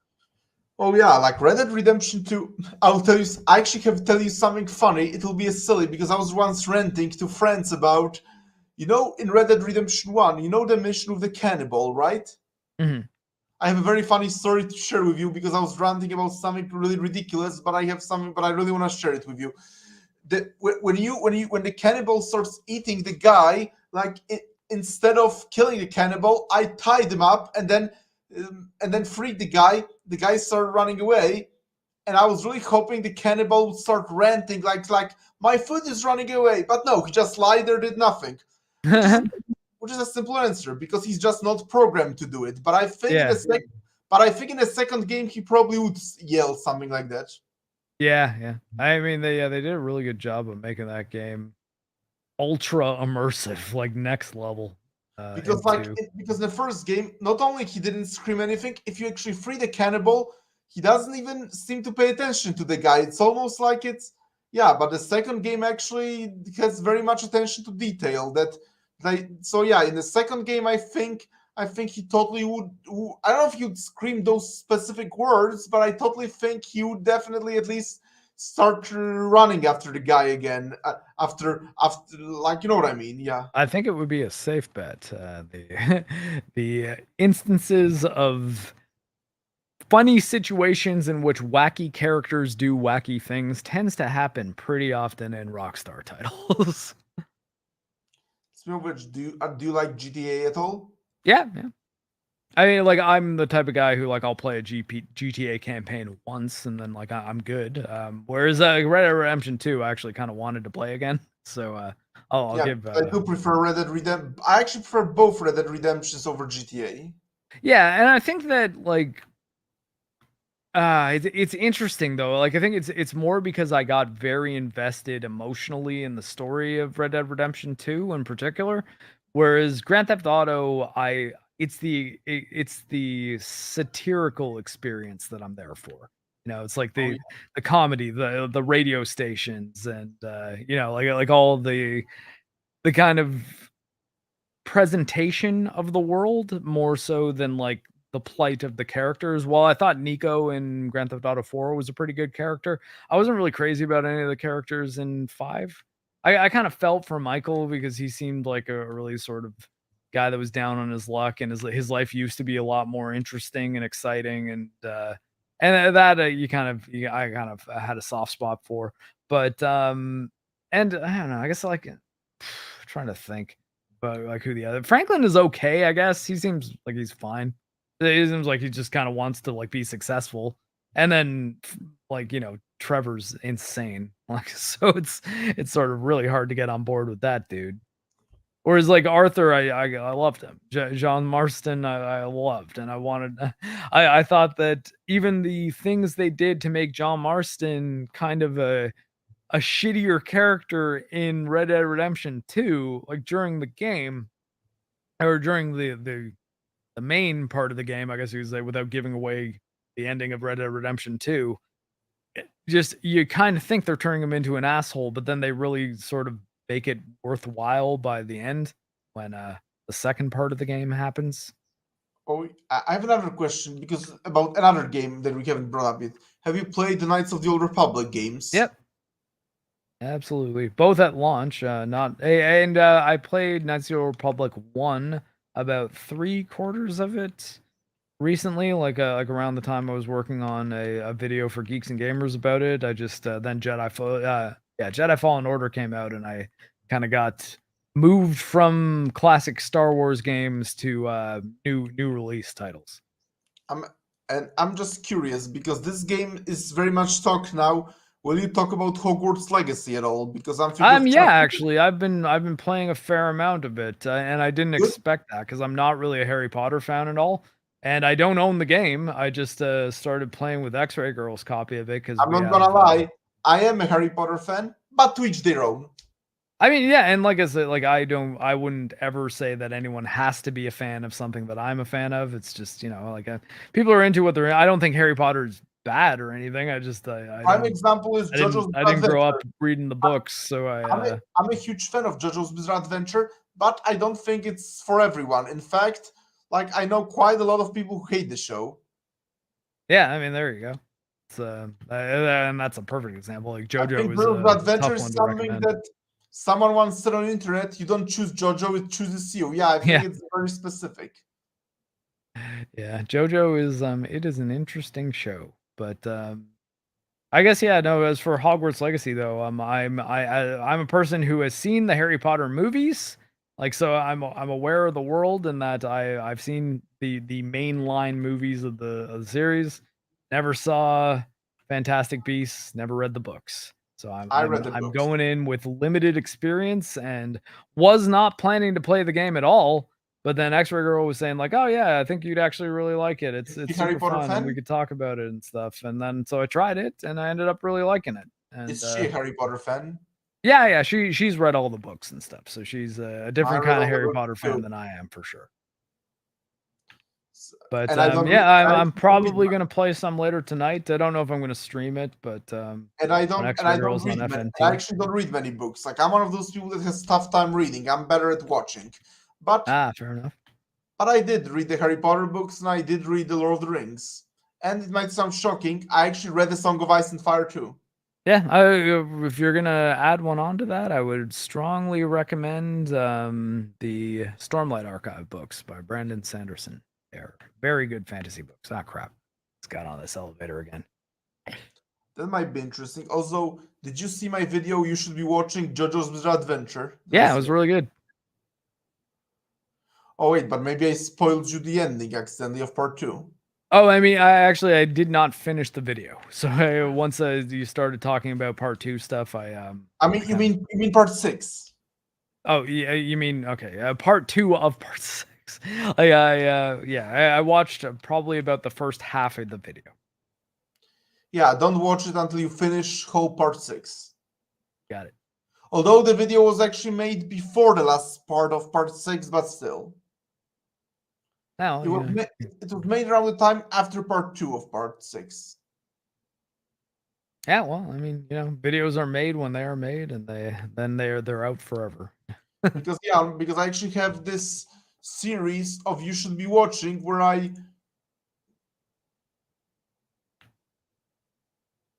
Hello? sorry, I just got distracted because I got an email actually. Oh, okay. A response onto my YouTube comment I made 2 days ago, yeah. But it's something completely irrelevant. It was under a Polish video that nobody will understand.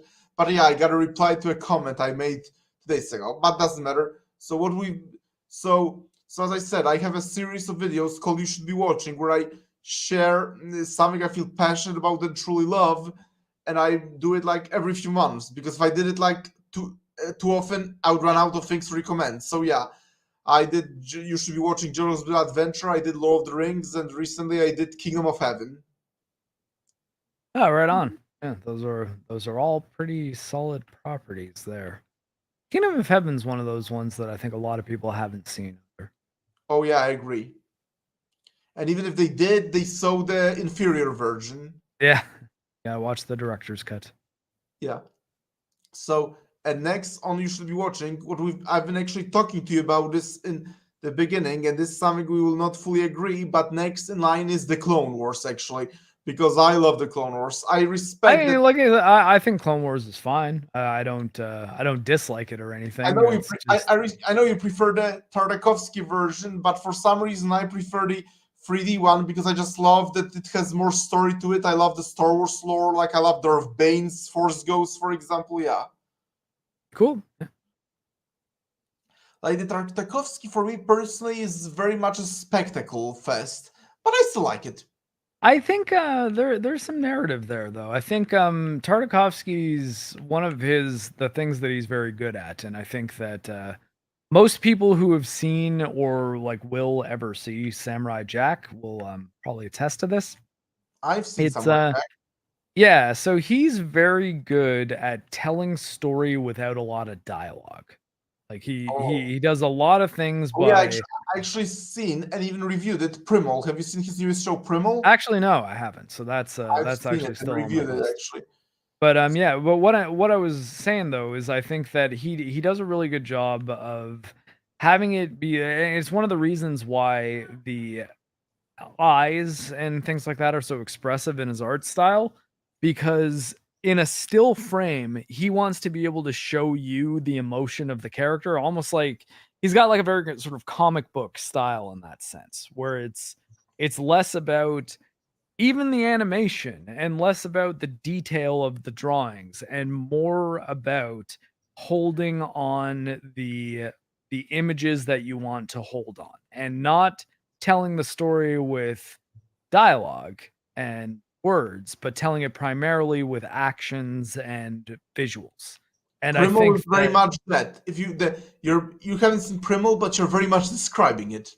yeah, well, I mean, it's just that I've watched all of Samurai Jack, and I could have told you that that was what he's good at before I ever saw Clone Wars either, just because that's what Samurai Jack is. Samurai Jack, there's like maybe 5 lines of dialogue in each episode. Like for the most part, it's And long, slow, and like it's actually I always say Samurai Jack is either the best show or the worst show to watch if you're tired. Because if you just want to go to sleep, it is there's a lot of really when I like am tired, quiet moments of like the sound of wind and like actually, trees sorry to interrupt rustling. you. Fun fact: that when I am tired and when I relax, I actually watch one show. It's a Polish show that nobody will be able to watch because there's no English version of it, and there will never be because it's not it's very popular. But it's like this Polish police show where you like follow 4 cops and and they generally solve a mystery, and the ending is generally ends up with a criminal getting arrested. Although it's those cops are actually real. They really exist and are actually cops in real life. Yeah, interesting. Although I mean the cases are fictional, but the cops are actually real. Fictional cases, cops. Sounds like Yeah, a and tagline. so I mean it's the show is called like Wydział Śledczy, which translates to Department of Investigation. And as I said, I'm kind of tempted to talk about it on my channel, but since no one will be able to watch it, I don't think it's worth it. Well, hi, Jojo. Jojo's here. Here, I could I go on mean, camera I for a mean, second. if I ever do my top 20, if I ever, oh, nice. I like the way she looks. She's cute. Yeah, she's a cute puppy. Rocky. Rocky. And Oh, did you get my? He has my shoulder physio band. I'm just curious, is X-Ray Girl Rocky. in the Hey, house? Rocky. Rocky, bring me the resistance band, buddy. Just Okay. curious, is X-Ray Girl in the house?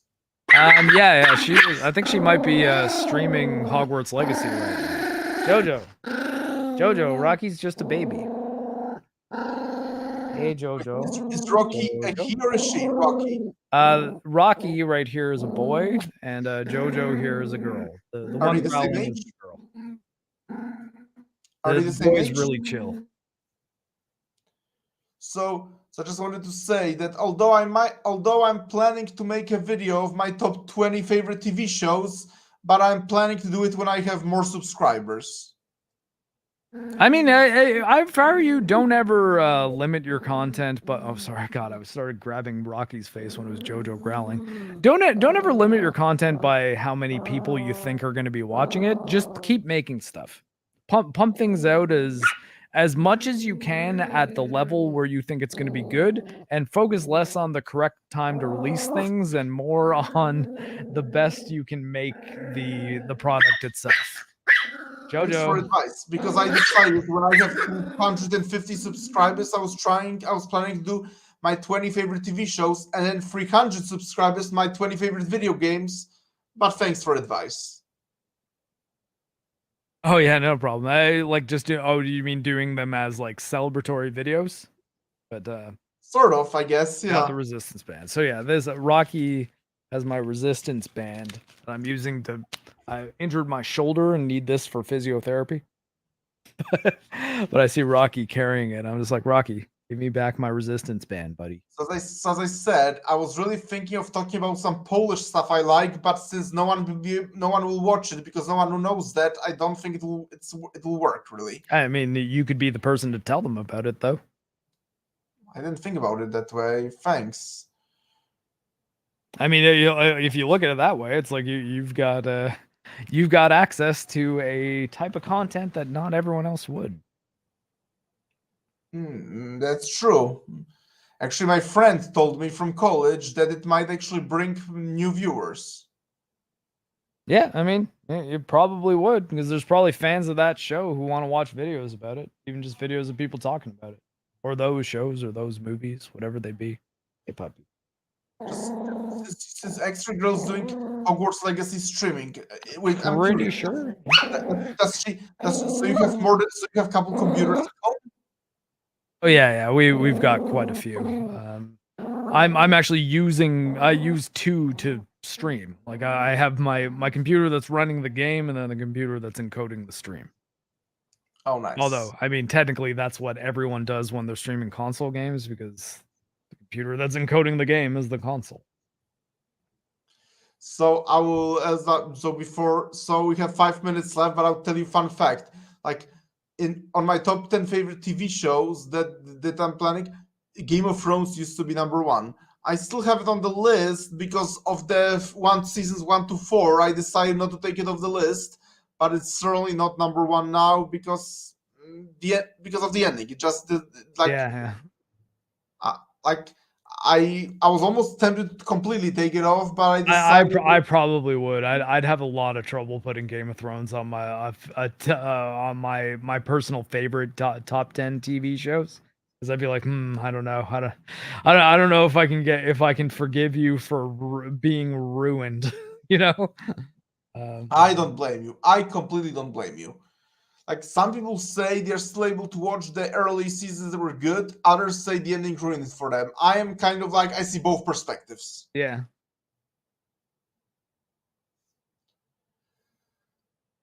But so before we finish, just curious. So what are some of your favorite TV shows that you'd have on the list? I'm curious. For I don't know if I want to kick off with an animated one, but I'd say the Venture Brothers is probably like my single favorite TV show of all time. It's an animated show, so I don't know if that's more what you were going for, but for live action too, or like just mix of the rest of them, I'd say Breaking Bad definitely is up there, and Better Call Saul as well in that respect. Then I'd say probably most of what I'd go into is more like animated things. I tend to for that. Yeah, yeah, lots of. Buffy the Vampire Slayer is probably one of my all-time. I'm trying to think like now, like what are my all-time favorite Oh, TV actually, yeah, shows. lots of animated shows are on my list, like JoJo's Bizarre Adventure, Batman the animated series. Actually, just DC animated universe as a whole. Yeah. Yeah, or I mean, there you go. Yeah, like DC animated stuff like Justice League Unlimited, Oh my Batman the gosh, I Animated love both Series. of those. But Yeah, I've I mean, like I said, there's a lot. There's so many TV shows. It's hard to kind of narrow it down to what type of thing you're talking about. Also, I would a lot of the TV shows I watched growing up, especially were comedies. So it's like, well, how do those factor also in? and Like, also, and also definitely the Twilight Zone is on there, the old one. yeah, Twilight Zone's fantastic. Really well written shows. Really well written teleplays, I guess. For Twilight Zone, standalone stories. So, Mark, it's been really nice talking to you, and I'm glad I got to know you better. But now I gotta order dinner and nice talking to you. Yeah, man, do what you gotta do. Take it easy.